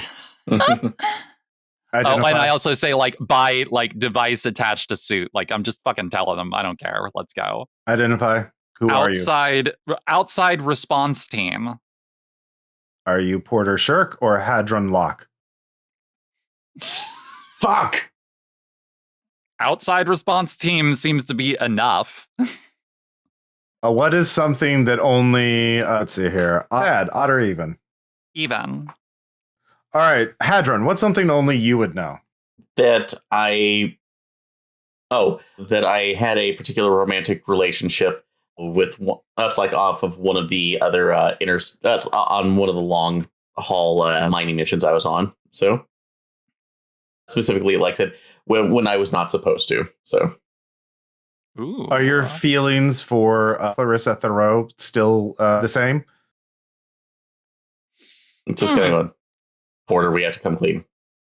But I don't. What? The only ship that has been able to reach broadcast station 65X is the name of your ship. The Mule. Mule 678. Are you? Yes, we are both. We are both of those people. Great. You know everything. We know nothing. Like, what are we? What is happening? Porter, please identify the middle name of the coworker who filed a complaint against you at your last post. The one I deserved or the one I didn't deserve? Either one. We know both. Middle name? Hold on. she goes through a notebook that she had, like a pocket notebook, and is flipping through some pages. Oh, yeah, Rayland. Okay. Identity confirmed. Raylan will be used as a code sign for now. If you have found this, you have read the Oblivion broadcast dossier, correct? Yup. You have shown a high initiative and proactive abilities. Congratulations. You are being recruited by our organization to finish the previous agent's mission to find the vector of the Oblivion broadcast and terminate it without damaging the station, if at all possible. But if the station must be destroyed, it must be destroyed. Do we have any leads on the vector? It is, like, is there information you know? How did what's his ass Gemini know to look here? We detected SIGINT indicated that this station was picking up the Oblivion broadcast and preparing to broadcast it to settlements and ships in the Outer Rim. There was an outgoing broadcast shortly ago. Like, was that it? Like, was that them sending it?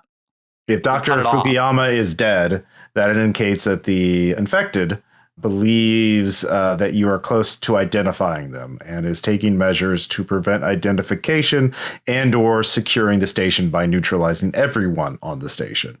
Oh, okay, fuck. Yeah, we gotta find everyone else before they're all dead, I guess, and stop the scary thing. Okay. Correct. Yeah. Okay. You said a device was found on the suit? Yeah. I describe where on the suit the attached devices were. Initial analysis indicates that this is new information to us. It was the way that Gemini was killed, so he probably didn't know about it ahead of time. It is possible it is possible the infected has worked out to weaponize the broadcast in a way to kill victims instead of infecting them. Okay, cool. This has not been seen before in the field. Well, we've attempted to harden our suits to intrusion, but we're gonna keep off of audio comm channels, I think, except with each other for a little bit. Good thing I have my notebook. Smart. All right. Yeah. Okay. Come on, Locke. We can't just sit out here on our hands. No. Second question. Before we go inside, do you want to get the gun? Do you want to get your gun? Because I'm just carrying the glue thing now. We're in glue hours. I think glue hours. I think we're past glue hours right now. So yeah, we're gonna make the long haul back over to. Okay. Yeah. We'll loop around and attempt to acquire weapons. Yeah. Okay. You're going back to the station. All right. Yeah. So let's see here. At this point, you see Sadie Bell coming out of the airlock, and she is carrying a weapon. She's carrying a pulse rifle. Does she see? Where are we when she comes out? She's just like right here. You probably were running around, or are we already? Yeah. You're probably like around here. Okay. Yeah. And she motions to you. She seems surprised to see you. She's like pointing to her radio or her on her comm suit, and obviously you've cut yourself off from these stations. I tap my helmet and then go do a sort of cutthroat gesture across my neck to be can't talk or hear. She points to the airlock, indicating you should follow her back into the station. Point over that we need to get something from our ship. Basically, just hold on. I'm gonna walk over. I just have the glue thing slung over my shoulder right now. I'm gonna walk up and I'm scribbling a note on my little notepad. Okay. And not safe to talk. Can you write what's going on?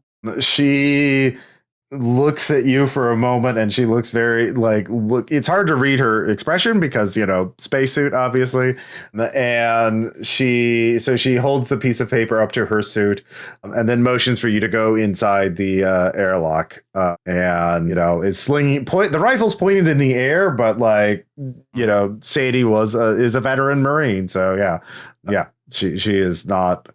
Yeah, that's what she's doing. So, Hadron, are you going up to the cache then?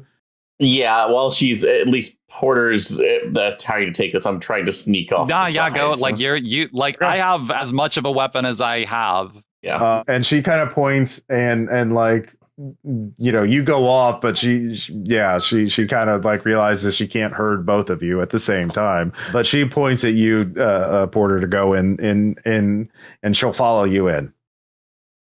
She has a gun, so I'm not going to win that fight. So yeah, I guess I'm going in the airlock. Mm-hmm. Okay. And then Hadron, so you're out alone, and you start digging up the guns. So meanwhile, Porter and then Sadie comes in with you, closes the outer airlock, and then as the room pressurizes, Sadie hits a thing to turn on a loudspeaker. And so she sounds very thin at first, as the air is very thin in there. But he's like, Fukuyama's dead. What happened? Someone here has been compromised by something. How did you talk to Gemini? Yes, everyone did. No. I mean, what vibe did you get off of Gemini? You're a professional. He reminded me a bit of officers who were real eager to get some dirt on you or something. He was like a HR guy trying to Did you feel a little bit like you were maybe under a light, like you were being interrogated? Yeah. So he was a spook. What? We don't know who for, but there's some sort of dangerous signal that spreads between, like, I don't understand the whole thing, but like we're looking for somebody here who might be like going crazy and using an audio signal that fucks people up, and they're trying to spread that. I don't know how to explain it. Okay, so you're explaining that to her. The inner door opens up, and so you two can go in there. And yeah, so Hadron, you dig up all the stuff while they're cycling through the airlock. And so what are you going to do next? You're going to go into the airlock too? Oh, trying to think of at least another good way around too, but she's going to suspect me if we're going through. So yeah, I'm going to keep on level. I will. Do I still have the secured comms back to Porter? Yeah, you did modify that, right? Yeah, so you can talk to each other. Yeah, okay, exactly. So yeah, so we could at least do that. So I'll just let her know that like I'm coming in. That's like I have the weapons. Is it safe to bring in? Is Belle to be trusted? I have no idea what the symptoms of this shit are. But does she know we're armed? I mean, she will in a minute. Because I mean, she can see the foam gun that you're carrying. Yeah. Okay. Yeah. So there's no reason Lee's hiding this until there. Like, I have look, I will have the shotgun in my hand, but basically in a like safety position. It'll take time for you to get cycled through the airlock. So I will tell her that you are also going to be armed, like when you show up. Okay. But like, so because I mean, as far as I don't know what the fucking symptoms are of this, so I'm just gonna hope that she's normal. Okay. So you two have time to get in here into the main room, and there you can see. Let's see, Argon's there and Sinead are there, so by the time you walk over here, this airlock is malfunctions. Oh good. No. Okay. So it does not open. It just beeps red as you try to get it to cycle open. And try to do a repair job on it. At least on is it a mechanical issue for a moment, or does it look like actually no? I'm messaging you, Locke, because I'm still in my suit, so like I can choose if I'm on mic to like the people in the room with me, right? Mm-hmm. Okay, Locke, I need you to go and see if the door is still glued shut on the doctor. Oh, okay. So and then after you get that way, swing around to the back door and see if it can be opened. Otherwise, you might need to use a charge from the ship. So all right. So meanwhile, the Sadie Argon is like, I found Dr. Fukuyama. He's dead. And Sinead looks very paranoid, and Sinead has a rigging gun out and just holding it at the side. And Sadie is there. They both look very worried, and all three of them are like, "What the fuck is going on?" And they are all of them are staring at you. And so, yeah, what are you going to say to them, Porter? Argon, how did you find him? In what condition? In what state? He was slumped over in the antenna room, and it looked like the visitor, Mr. Gemini, blood all over the inside of his helmet. How long ago? Not too long ago, maybe half an hour ago. I came in here to tell the others, and we've been trying to reach you, but you're off comms, and so comms are not safe right now. Oh. There is a dangerous signal that is apparently a thing that this Gemini was here to investigate. It is connected to how Fukuyama died and how Gemini died. Okay, everyone's like, Sadie, like, what the fuck are you talking about? What is going on? And I was like, this is highly irregular. And Sinead just kind of goes silent and starts scanning the room and has her finger on the rigging gun trigger. And so they're in fact, let's just see how Sinead does. We'll say she has 8 stress. Oh no, she rolled 7 under her stress. Nightmares. Okay, well, that's just a condition. So yeah, that's not new for her. She's gonna have nightmares if she survives. So we'll see how that goes. But anyway, she's not doing great. And so So they're just peppering you with questions and like what is going on, and so the room kind of Look, erupts a right bit. now we have to figure out like at least one person on this station is responsible for 2 deaths. We also don't know how many people might be responsible. So only people that I am completely trustworthy of right now are me and my friend, because we're fucking new here. So I need to know a few things. One of which is there a way to know on these consoles who has been using them to dial into what frequencies? Do you log in under accounts? Like, is there a way we can check this? Because I have an idea of frequencies they may have been scanning. Argo's like, yes, I think that's possible. And he jumps on a chair and then starts like typing stuff out. Yes, I'm like, yes, yeah. I think we can. I'm just keeping close to the walls right now, trying to be like equidistant from people, Okay. but keeping an eye on, like listening to Argon. Mm-hmm. So meanwhile, Hadron, foam is still there. Here, I'll color that. Okay. Now we were outside for a while. That scans. Yeah, we'll just let me come on. Here we go. That's the line. Let me freehand this. Gotta have a big old gooey. Gloop, gloop, gloop, gloop, gloop. Yeah. So what do you want to do? So that's there. Are you going over to the workshop airlock?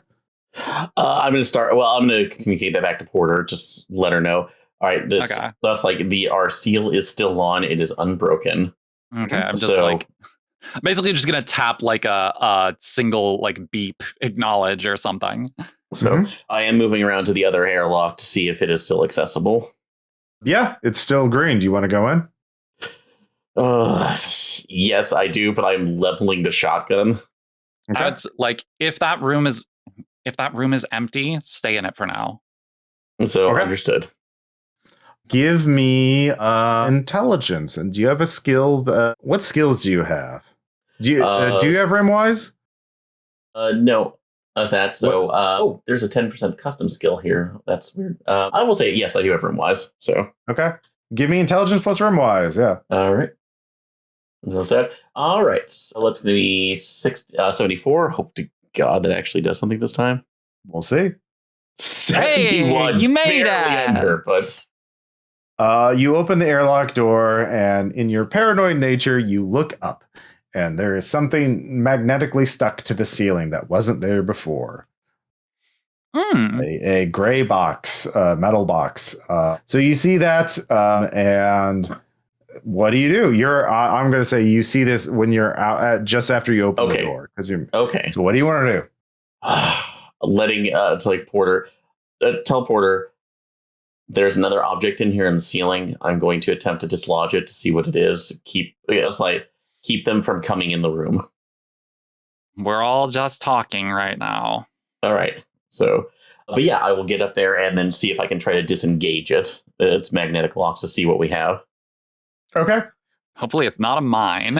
It is. Yeah, you go in, and as soon as you step inside on the yellow line, the box detaches, and there is a small explosive discharge, and a bunch of little small objects spray towards you that are all about the same size as the thing that was on the suits. So imagine a claymore, but it's those devices that plug onto EVA suits. So give me a speed check. This is gonna be bad. All right. Oh, reroll. Okay, cool. So yeah. Let's see if I can get up to 37. Wait, are you still adrenaline rushed?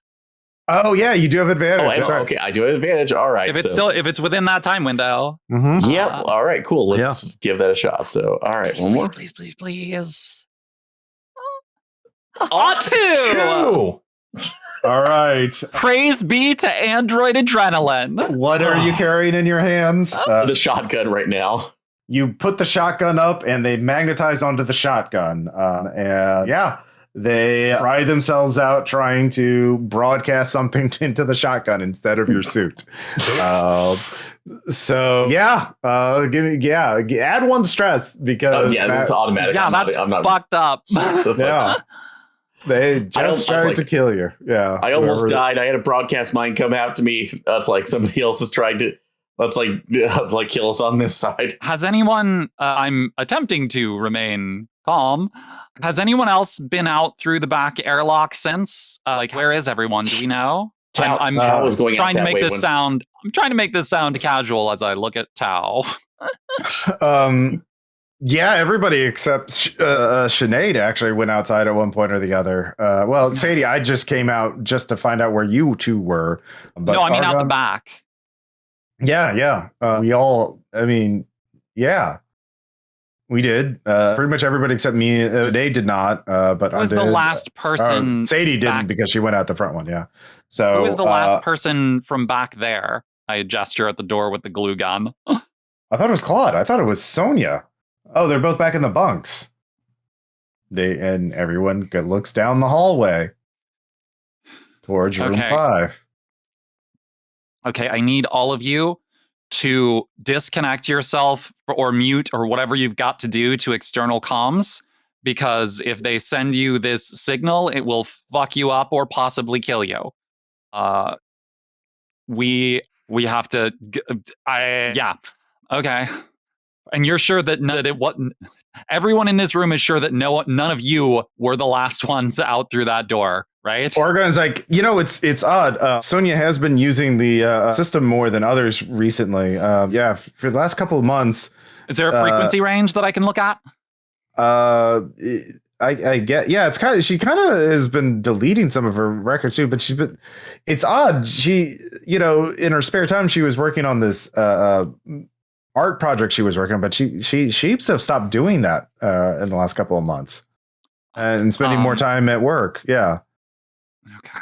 Are there any records of antenna vectors for perhaps towards Sinead starts walking towards the core the hallway with her rigging gun raised. She's muttering, not again, not again, not again. Hold on. Sinead. We need to not split up. Sinead. Are you? Come on. She is locked in. Are you gonna say it? He's like, come on, Sinead, come on, back. Sinead. Whatever it is, we gotta not go off half cocked. If we're going, we need to go together. Okay? You with me? You here? And that's when Claude's body starts floating down the hallway. Okay. Yeah, give me a fear save. Sorry, my phone keeps locking, and that's where I have my character sheet. Fear save 32. That'll be great. Mm-hmm. Okay, come on, dice. Please betray me. Yep, 57. You did exactly as I told you to. Good dice. All right. Hey, we're up to 9. All right. Go ahead and roll that panic check. Okay. I think I am going to go ahead and use my advantage on this one. I'm gonna fucking hopefully not waste that. So the first one. Okay, so that's good, isn't it? I just wasted my fucking advantage. Okay. Yeah. So you don't panic. You did add. This was adding 3 stress, by the way, to see that thing. So I added 3. Yeah, okay. Sorry. Yeah. 9. Anyways, Claude is dead. Sinead screams and does not handle it well and shoots it with the rigging gun. His corpse goes flying backwards and pins itself to the bunk because it shoots out spikes. It's a harpoon gun, basically. And she starts backing away. Not again. She starts blind firing in there. You start their warning lights. Warning. Atmosphere compromised in chamber 5. And did she walk past me blind firing? Like how out of the way? Yeah. Sorry, let's see. Because you're playing with the paper dolls here in a way that works. Yeah. So, well, that's what she starts doing. She starts backwards blind firing into the bunk room. What are you going to do? Are you getting if she's firing?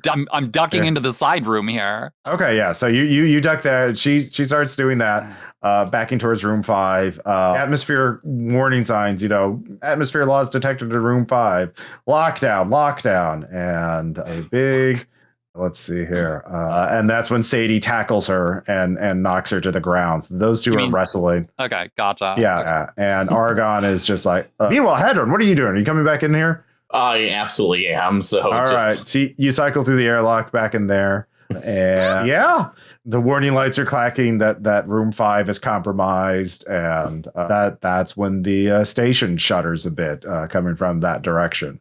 So they breached because they don't need fucking suits. Okay. All right. I'm gonna clear the bathroom first thing. Okay. So, So go ahead and move yourself in there. no, Ross. That's not what I'm going to do. I'm going to open the door, is and closed. I'm going Okay. to open the door, and I'm going to look around inside the door within visual range. Okay. Do I see any boxes that are like the one Aaron described? Yeah, no, you do not. Let's see here. Oh, wow, crit failure. Okay. Interesting. So something, you see a dent on the wall form, like right about here. But it holds. A dent from the form? outside.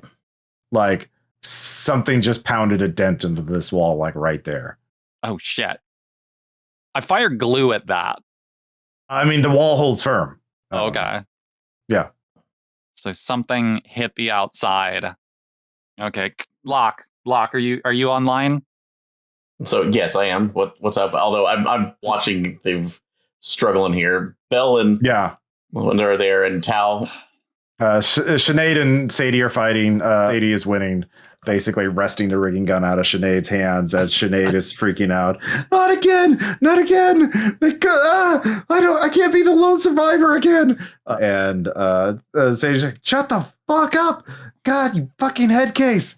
And Argon is like, I think Sonia is acting very inappropriately. She's definitely he's locked in on checking the logging records. That's how he's dealing with the stress. So actually, I look at him. It's like, I need you to back away from that, please. No, okay. Look, Locke. As far as I can tell, the people in that room are tentatively not subjects to the signal, as far as I know. But something dented the wall, let's call it the north wall of the bathroom. That means it's if they're heading around from the outside from 5, that means they may be heading towards 3. You might is there a way you can secure that door? So for this, you have the foam gun, don't you? Yeah. Shoot, at that point, look over that, like, Tao. That's like, Tao, is there? I was like, do you have any more of the foam guns in here? Well, we're not supposed to have any foam guns. Yeah, it was hidden. Remember, did he just move away from me? Yeah, he's like, what? I don't know about any foam guns. That's not in the inventory.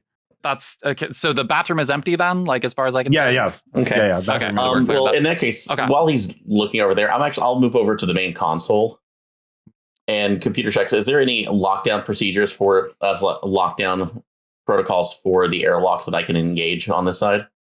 Yeah. Okay. But when you try to do that, though, it asks for a new password that you do not have. Hacking roll to see if I can bypass it. Yep. All right. That takes time, but yeah, you can try it. Yep, I will do that. So, okay, 29 made it. Okay. As you're doing that, though, the broadcast signal for the station turns green again. Fuck, son of a bitch. Okay, come on, we gotta go. Is there? I assume there's not a way to interfere with the signal from in here if it's happening out there, right? You could cut power. You could turn the power off. Okay, what would they have to do after you cut the power to turn it back on? I'll come back in here. Okay, then. Cut the power. Locke, we're going outside again. Who is freaking out? Was it Sadie or Sinead? I forgot. Sinead. She's subdued, or? Yes, she is subdued now. She is, yeah. She's sort of slumped over in the corner. Yeah. Sadie, the south airlock wouldn't open for Locke when he tried it before, so I don't know if that way is going to be. Oh, you unfucked it. Well, Hadron, you made your check, so you unfucked it. Somebody installed hacked the system to disable access to it, but you reverse that hacking. So yeah. So okay, so no. Let's keep control of that. Honestly, like we want. Well, you can lock it down for sure. Yeah. Yeah, we want control of who can enter where. So I would say keep the back door that you came in open, and secure the other airlock, and make sure that 5 stays closed. And I think that we should go out 3 and or at least go 2, 3 and be prepared for whoever is going to come in to try and turn the power back on to subdue them. Sound like a plan? Aaron? Yeah. Yep. No, I'm good with the plan. So. Okay. All right. You both move out to room 3 again, I assume. Yep. Okay. All right. Sadie, can you secure, like, are you coming with us, or are you staying here? Like, I don't outrank anybody. I'm not suited. Well, yeah, I am. I guess I am suited up, but I'll keep it here in case they Sony tries to come back in. Okay. Is the power have you cut the power, or are you about to cut the power, Tal? Oh, you've cut the power. Like, yeah. Okay, then keep the power cut. Like, Okay. both of you, because we don't know. They all pause, like because they're clearly hearing something on their group voice channel. No, cut up. Cut up. No. They say no. It's Sony. She's saying if we don't turn the power back on, she's going to destroy the power, and she can. Yeah, she's going to kill us all. So yeah, look, turn on. You got to cut your external comms. If she can broadcast that shit to you, you are in danger. Okay, they cut in external comms. Yeah. Yep. Okay, we've got to. Where would she be going? I mean, we have two places. She's gonna want either antenna access or power, or the generators that she would blow up. So where would those be? Is that the other side? Well, the generator's in room 6, obviously. Okay. Yeah. Okay. And then we're gonna need. Yeah. Fuck. Okay. We're gonna need to split up. That's like, if she's back at least around there, it's just like she may not have made that outside of the broadcast room yet, so I can at least try to go shut that off while you're taking care of that, and then make my way back around. Okay, Argon, are you cool with watching Sinead and keeping this place safe? Yeah. Okay, Sadie, all I have is the glue gun. Can you come with me and we go to the generators? Okay. Both the ships should be locked, so she shouldn't have any way of egress if she tried. Yeah, that's true. All right. Okay. Yeah, Tao, I'm cutting off. I don't have like external on, but I have like a can we set it up to where we can just do like send a text ping? Like, is that a thing that we can do? Okay. You can give me pings, a text ping. Yeah, give me a text ping if the situation changes. Keep audio off. Okay. All right. So the three of you go into the workshop to go out, I assume. And, all right. Yeah. So I'm taking a look at the gray box and pointing it out to Sadie. Like, look out for those. Those are some kind of mine. And it has both of you give me intellect checks. Okay. My intellect is, I believe, 38. All right. Needed 58 under 64. Sadie has one under suit. Fuck. Okay. Oh wait, I don't see it. Never mind. Yeah. Oh, is it already activating, or? Well, she's not dead, so probably not. Shit. Fuck. Okay. Hey, Sadie. Or actually, no, wait. I assume you tell me this over radio. Yeah, I do. So just to look over there as well. Okay, so Ross, thing would I know or not? If I shot where that device is with the glue gun, would it damage the device? Probably not. I mean, it might. It does inflict one, like in the book, it does inflict like 1 point of blunt damage. So that might be enough. Maybe? Because I don't want to damage her suit. Yeah. Okay. Where is it? Like, Sadie, hold on a second. Okay. We have to do like we got to check before we go outside. To like check around the corner. Like I'm directing her. Okay, fuck it. No, there's no way I can do this that wouldn't get her to maybe shoot me. Sadie, you have a dead switch on you, and I'm going to shoot it with the glue gun right now. So stand still. Okay. Roll combat. If you have an appropriate skill, you can add a bonus on it. Like, might as well just be honest. I'm being forthright, girl, today. Yeah, I'll give you a plus 10 bonus because she is standing still. Yeah. Okay. So what am I rolling again? Combat plus 10. Combat plus 10. Okay, so that would be 53. I don't think I have anything. Oh wait, industrial equipment, because this isn't a weapon, right? Yeah. All right. Yeah. All right. So that's plus 20. So 40, 63. Come on, girl. Do not fail me. Additional plus 10, so 73. Yeah. No. I mean, like with the additional. My combat's 43 plus 10 and 10. So 63. Ought to. Nice. You glue it. One point, it is a fragile little thing, so 1 point of blunt damage would do that. But it still is a glue gun, so she is stuck. It would take time to unstick her. So Stuck to your what? adrenaline is.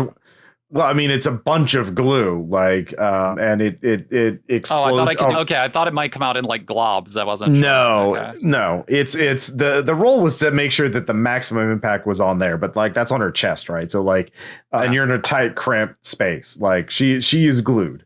So Yeah, and there's no, not. I may have acted differently, but okay. well, it saved her life. Yeah. So it's like you can untangle her, but that will take time. And your adrenaline is definitely wearing off at this point.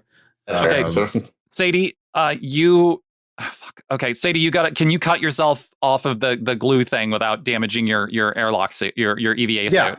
Yeah. Okay. I'll be right behind you. Yeah, Hadron, you got to go in and check Tao and Sinead and see if either of them have a device on them, and then fucking break it. I guess I don't know, but I got to go out and check the power station. I'm going to 6. Meet me there as soon as you check the others, if I am still alive. well, just take slow right now if you can right now. Sadie, can you back him up as soon as like you're free? Yeah. Okay. Okay. So, all right. Actually, before you go out, because I know you have the glue gun. Well, I have the take the submachine gun. No, I'm good with the glue gun.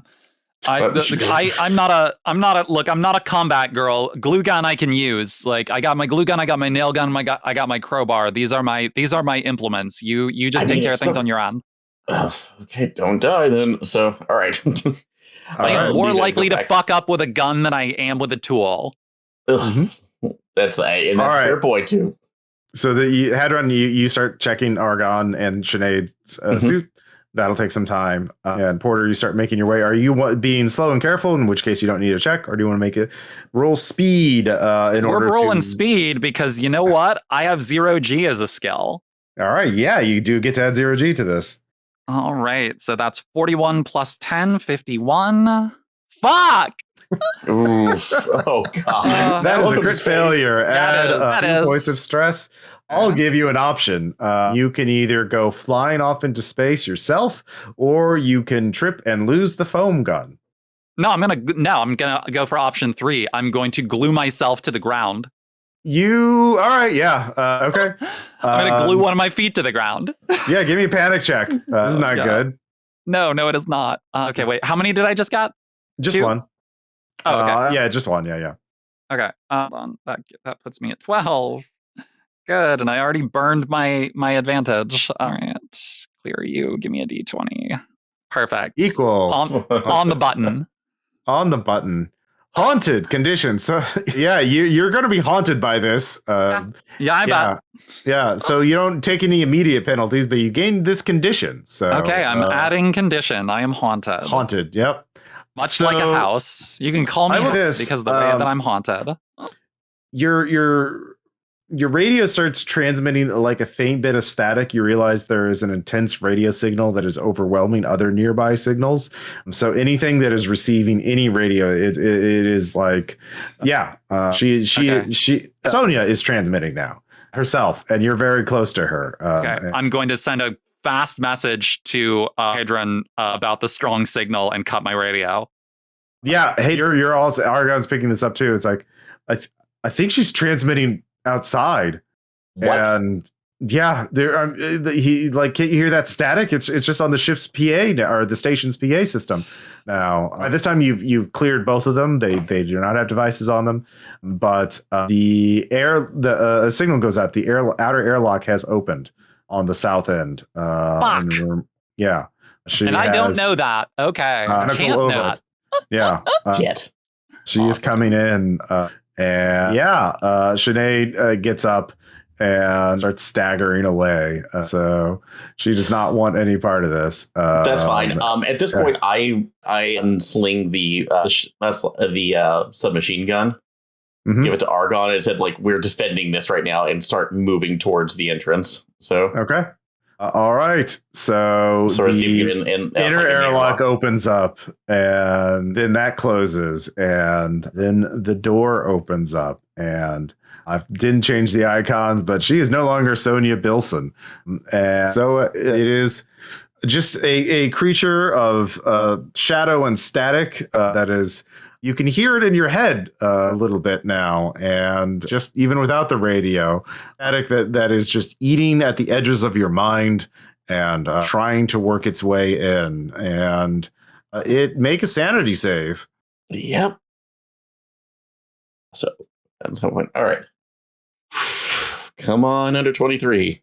That is not what that is. That's not what I wanted. So what do we got? That is not what it is. 1d4 stress. 1d4 stress.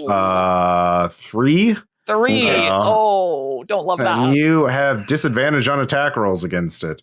And let's see here. Yeah, Argon's not doing great either. So yeah, and it starts moving forward. Argon says, "No."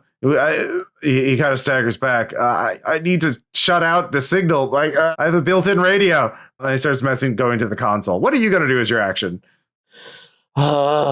So she's in. She is in there right now, correct? So yeah, she is. You can see her. She's just down the hallway. At this point, though, actually, Sadie bursts out of the room and starts coming. He's like, "Fuck you!" and just locks and loads with rocks and rolls with a pulse rifle. Okay, 65, which does hurt. How much damage does that pulse rifle do? 3d10 damage. All right. All right. All right. Well, yep. Bullets peeing off of her, inflicting a little bit of damage. Oh, that's good. Yep. So she's like, "Stand back. I got this." So that's her actions. Hadron, you can act now. So, yeah, honestly, if she says she has her, I need to contain this until we get around there. So I'm going to go back over the consoles and see if I can lock down this airlock. So, nope, she is overridden. Like, overridden. I can't do anything. Yeah, right. yeah. Let's just take a shot then, and hope to God I don't hit Sadie. Okay, you have disadvantage on this. Yep, I wear. So no critical failures then. So all right, let's see. So just regular failures. Just regular failures. So nope, that failed. So just off the wall. What? Yep. No, you gotta roll your other one to see if you get a worse failure though. You had a good point, Dad. Thank you. No. That's what disadvantage is for. See, you didn't get a critical. See, you're not helping our case if you want to survive this. Look, I'm glued to the outside, so I have no idea what's happening. Yeah, you can give me a strength or speed to break free, Porter. Okay. Or actually, no, it is strength. It is strength. Okay, strength. Good. Great. Can I use industrial equipment because I have that crowbar on me too? Oh yeah, the crowbar. Yeah. All right, so that'll make it a 45. 15. All right, you managed to get yourself free. All right, your girl is out, and I am completely cut off from all communication. All right, she comes up and like just they look vaguely shaped like claws, but they're made of the star and the black and the void, and they just tear into Sadie, and they're not good. Let's just go ahead and add some more D10s here. Nope. D12. Whoops. Cool. Well, nice knowing Sadie. Oh my God. 25. Actually, it was 5d10, not 6d10. So let me reroll that. That's worse though. Yeah, that's worse. That's actually worse. Yeah, it really is. All right. Well, Sadie goes down. You don't know if she's dead or not, but she blood sprays out. Yeah. At this point, though, yeah. What are you gonna do, Hadron? Oh yeah, give me another panic check. She's dead. She was just killed right in front of you. Okay. So as that far was as you know, that's like that was the D20, right? For panic. Yep. Mm-hmm. Okay. And we're rolling under. Was that rolling under fear? It's you want to roll higher than your current stress, which is +1. Current stress. Okay, yeah, thank you. Actually, additional +1 for failing that roll last time. So okay, well that definitely failed. So all right, so that's a 6. What is a 6? Okay, what is a 6? Let's see, 6. Frightened. Fear save. Make a fear save with disadvantage. Okay, let's do that. So you're frightened of the cosmic horror. Yeah. By the way, Aaron, do you have any like other little bonuses, or do you just get like stat boosts for being an android? Because I had like the trauma response thing. I do have bonuses. Mainly my fear is I have like 81. So okay. Yeah, so that one succeeded. I will do another roll. Mm-hmm. Disadvantage, and that still succeeded. So I am Okay. All right. It would have critically succeeded, but you were rolling with disadvantage. Yeah. Yep. So you don't get any additional stress. So you got that going for you, and you can act normally. It just killed or incapacitated Sadie. Yeah. At this point, I'm grabbing Argon and we're just running. So Argon does not want to come. He is locked at the communications. I mean, he is holding. He's like, no, he's typing, doing something. So if you make a strength check, you can drag him against as well. Let's see. What's my strength on that? 30. Yeah, let's go ahead and make one. Let's see if no. Okay. Sorry. At this point, no. He's made his choice. I'm out. So okay, you get through there, and he says, "Take this." And your radio systems, and well, you don't know what happens next, but you can actually give me intellect plus computer check. Okay. So see what he was attempting to do. Mm-hmm. 20 made it. He's attempting to jam the signal. Sonia is emitting a radio signal, and unfortunately, as you're leaving, she gets on clawing range for poor Argon. And misses. But they're two locked in combat at this point, so it doesn't seem like he was able to do that. But that's what you see, that you could tell that what he was trying to do. So, anyways, Porter, you're free now, and you don't know about any of this. Fuck. I'm going. That would be a funny choice. Sorry, I was just trying to decide whether Porter's thought is to go for the 6 building that she was going to go to before, or if she's going to go for building number 8, or for the broadcast towers and just destroy them with the explosives. And I think that's what she's going to do. So I'm going to start heading toward. Yeah, I'm going to start heading toward the broadcast towers because I think that would be better use of my time, is destroying the means of broadcast. Okay. Which is so very Hadron, funny if those are being used to jam. You get out of the thing, you can if you want to. Yep. So you're out. Yep. And you see Porter at this point. By this time, Porter, you're over here. You can move over. You can be right here. If that's what you want to do. Gotcha. Yeah. So you two see each other. So. Yeah, no, everybody is dead. There's a cosmic entity right now. Hold on, no, we have to get close to each other and press helmets together so we're not broadcasting anything. Yeah. I'll say you have a little cable you can link into each other. You have a little Ethernet cable, basically. Oh, cool. Yeah. It's cannon string. Give me that aux. Yeah, cable. Cannon string. Yeah, no, we're in cannon string protocol. Cannon string. Yeah. So so you can see even from here that this is gone. The foam is gone, obviously, or been ripped open. And the signal, the green light for broadcast turns back on. It's powered back up. And you two can talk. Let's toss the grenades and let's go. No. We gotta get rid of this thing because it can survive in fucking space.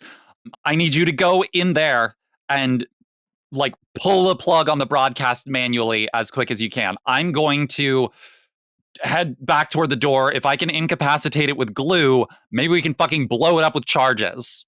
It's a hard one right now. It would literally tore through everybody else, though. Well, you're a smart robot. Figure something out. Smart running back to the fucking airlock. Okay. Well, go ahead and see if I can. You have a shotgun. All right. So Hadron, give me. You can manually unplug things. It'll take you a bit, but you don't have to make a check for that. So you get open to the airlock, and she's there. The air starts blowing out because she doesn't bother to do safe airlocking thing. And go ahead and give me that sanity save for seeing the cosmic horror. All right, let's go. Actually, maybe I can use one of these generic icons to sanity be is scary 37. All right, sanity is 37. This is not going to go well, I am sure. 21! Blackjack, motherfucker! I am unloading glue on this bitch. All right, well, that was the... we'll use this for her now. Okay. Yeah. So you make your sanity save, so you aren't scared by it. You don't have to make a panic check. Go ahead and roll to glue it. Yeah. Sorry, my alarm thing. I forgot that it was this late. Oops. There we go. Okay. There we go. All right. So that is combat plus industrial. Yep. Not using physical dice. Put those down, you dipshit. Okay. Oh, please. 53 or under. Come on, baby. Come on. I've been such a good girl. Come on.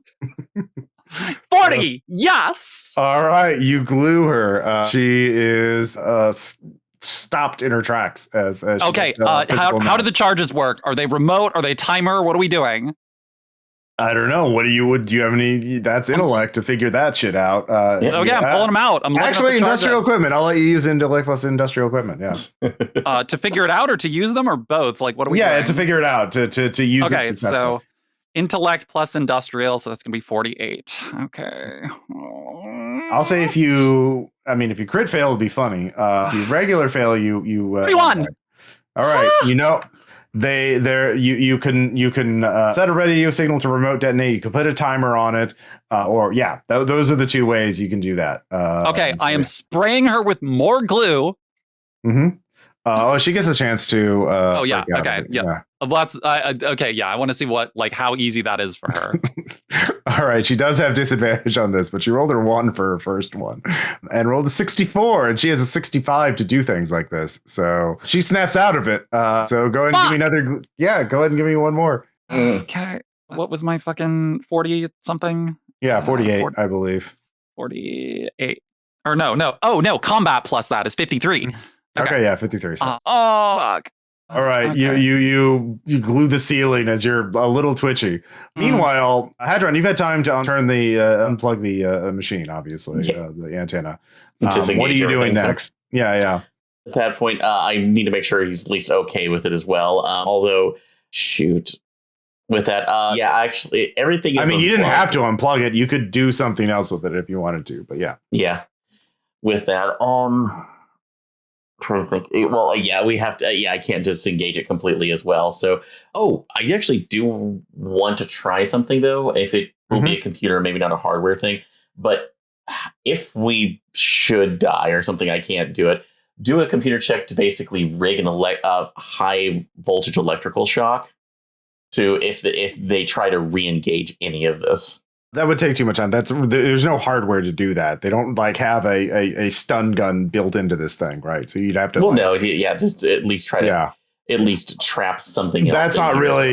That would take more than one combat round to do. Okay. So you have 2 combat rounds to do something. Yeah. You can do something the machine was designed to do. Okay. So with that as well. Oh, actually, you know what? So. But it is a broadcast right now, and it does it have input ports? So sure, of course. Okay, yeah. You can change what it is broadcasting. If you want to, in this case, try to do like what Argyle was doing. Oh, sorry, Argon was trying to do earlier, which was to program at least an interference loop, which hopefully will slow this thing down. You can try and jam the signal. Yeah. So I'll do that. I will go ahead and do that. All right. Here, check on that point. So that's going to be 36. Made that. Okay. All right. You set it to just blast pure radiostatic, just overwhelmed jamming, I assume, all just frequencies. I think on right now it's basically playing a constant loop of Godspeed You Black Emperor. So all right.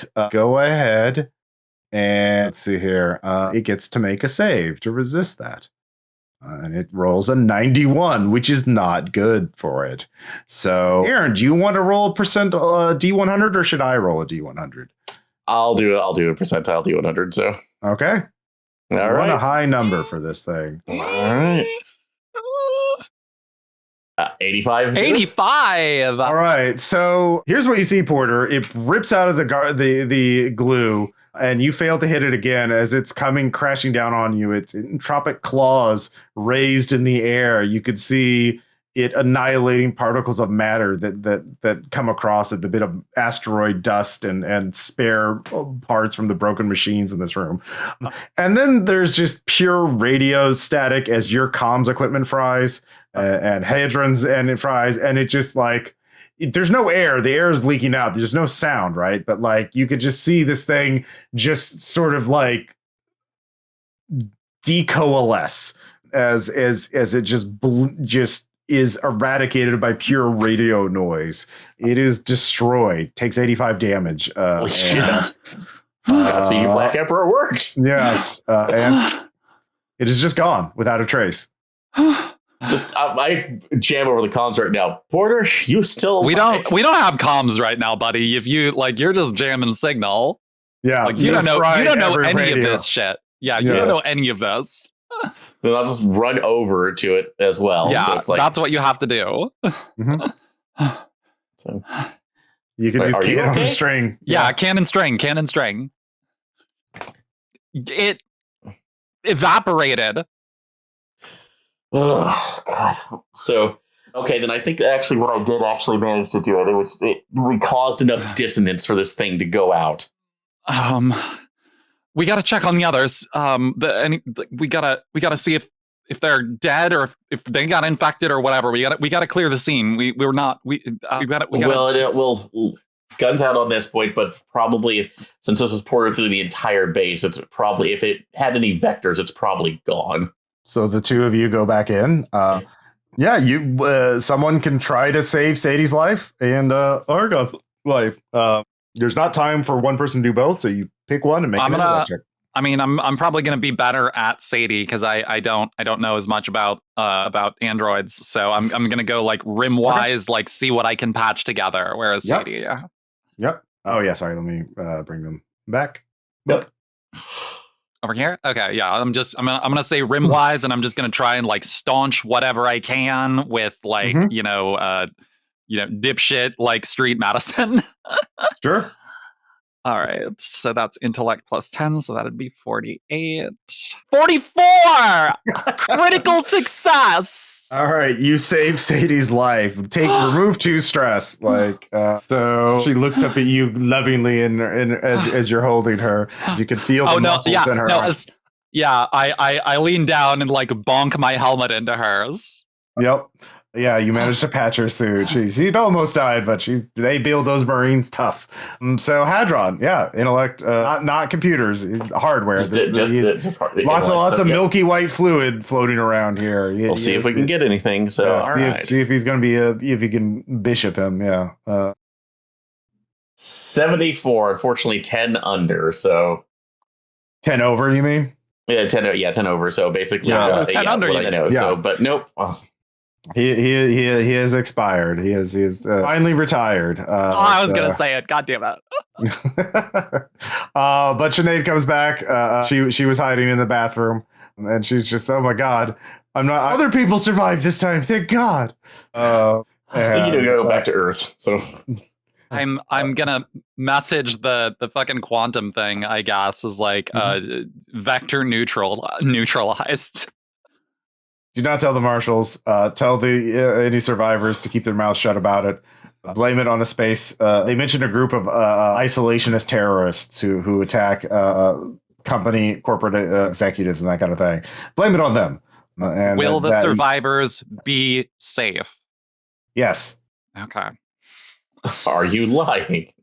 I mean, I have no look. They didn't do us wrong. The only thing that they did that was, I don't know, in any way theoretically wrong is send a spy who like wasn't upfront with these people. But like, who fucking knows? I'm just rolling with it. I let Sinead, Sadie, and Hadron know what I heard, that we have to keep this quiet. I assume that there is an implicit threat in us needing to keep this quiet, is what I'm understanding from this message. Yeah. They say, yes, all of you will be contacted after this. And yeah, your 5,000 credits are added to your accounts. Okay, I was gonna say, because what Porter does is Porter makes a copy of the Oblivion signal document and is going to stash it somewhere as a safety thing. And then whenever I have a place where I have done that, I will inform through the quantum communicator again. After leaving the site, I assume, unless they meet us before then. Like, do we get to leave? Yeah, I mean, they don't have any other physical assets in this region. Okay, because I'm basically saying that like I have secured the Oblivion signal document, and as long as everyone remains unmolested by you, then that will not be shared with anyone. Have you thought about a change in career? I'm really more of a collective bargaining girl, not an independent contractor. Also, we want the ship. If you sign up for, there's a travel agency, Star Blue. It's looking for new employees. So feels like a better, at least more dangerous work, but at this point, that's like interesting and a better ride. Yes, let's do it. Yes, Hadron, you can do what you want. I'm a delivery girl. That's like, so am I, but at least I'll be in comfort. Yeah. All right. Keep in touch because I'm keeping that document for safekeeping, and I'm gonna get to know Sadie. Is my plan. Yeah, so the marshals show up.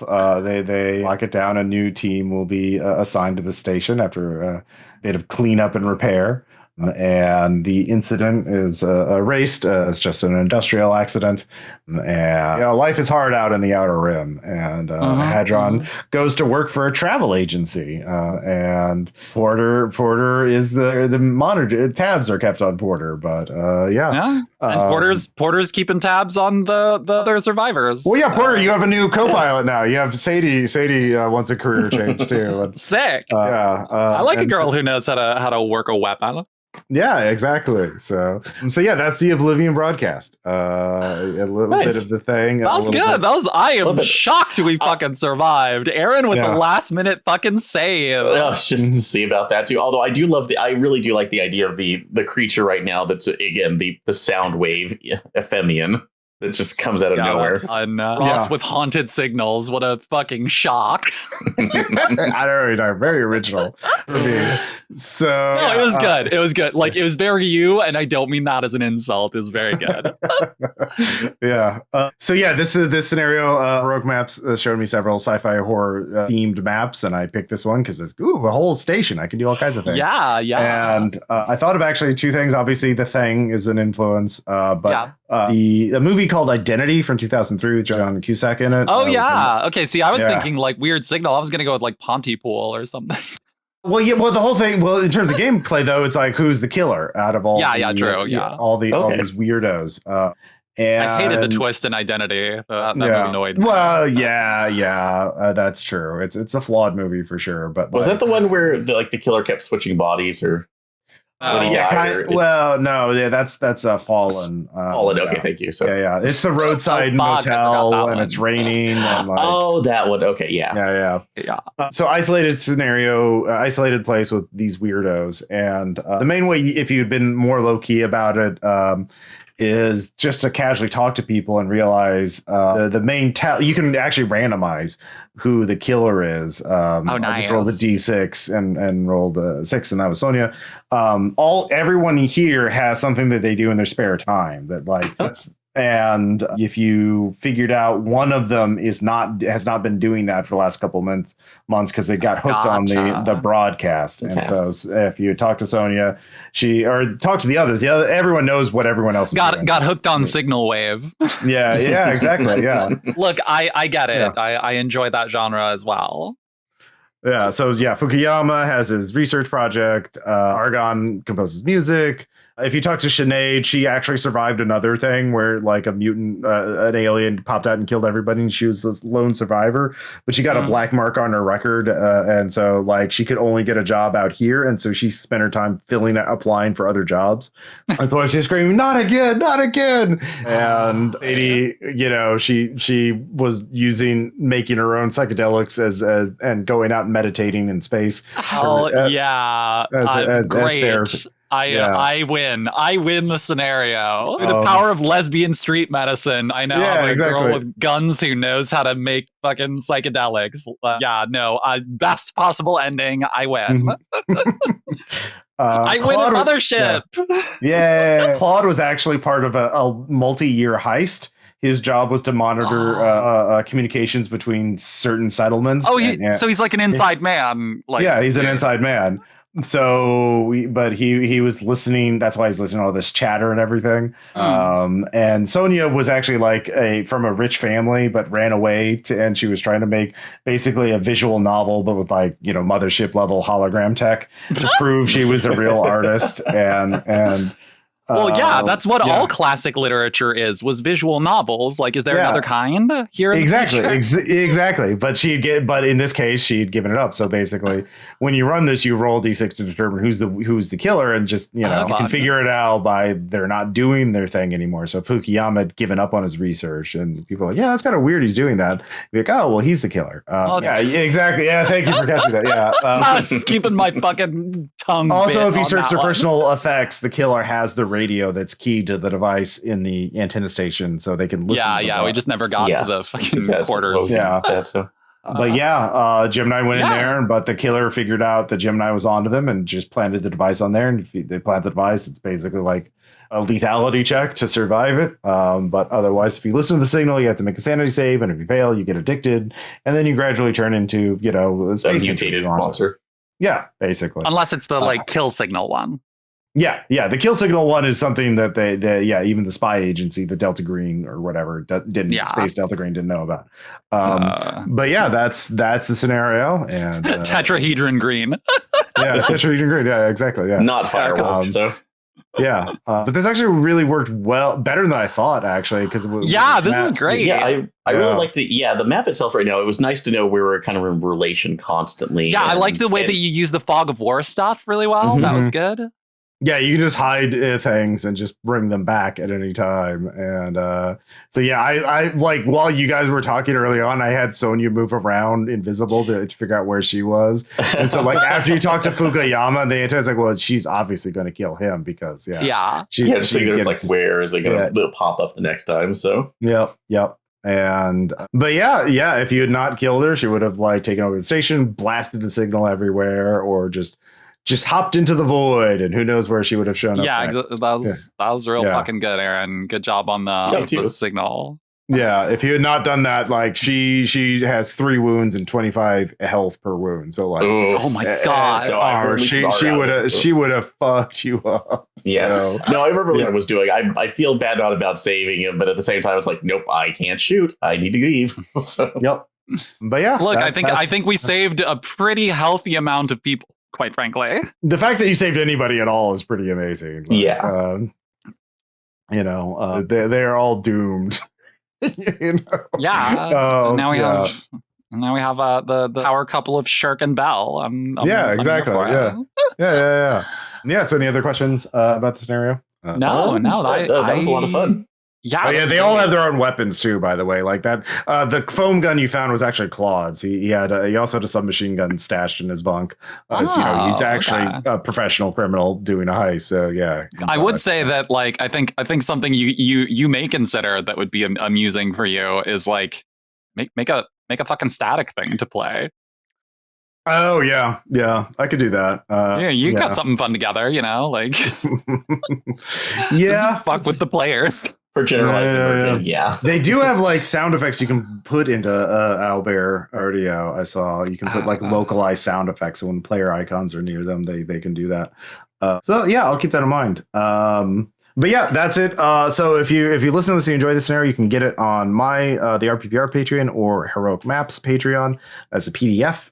If you like these maps, check out Heroic Maps. They have tons and tons of maps. And if you like these kind of actual play podcasts and scenarios, Role Playing Public Radio has the mini scenarios for modern horror, for sci-fi horror, for Mouse Ritter, like lots of scenarios that you can run, and also 10 years of podcasts, actual plays and reviews. 1,000 years Role Playing Public Radio. Let's go. Yeah. The real signal will be broadcast until the end of time. So, but yeah, thank you so much for playing, and Ed and Aaron. It was a pleasure, and worked really well for the two of you as buddy cop movie. Basically, we often completely different directions at the end. So no, sorry, buddy, I'm not doing this again. I prefer package delivery to being killed. I prefer package delivery while high with a lesbian being killed. Hobo? Weird. Yeah, you two can go do your own signals reenactment out and space truckers. Let's go. But yeah, thank you all for listening, and we'll talk to you later. Bye.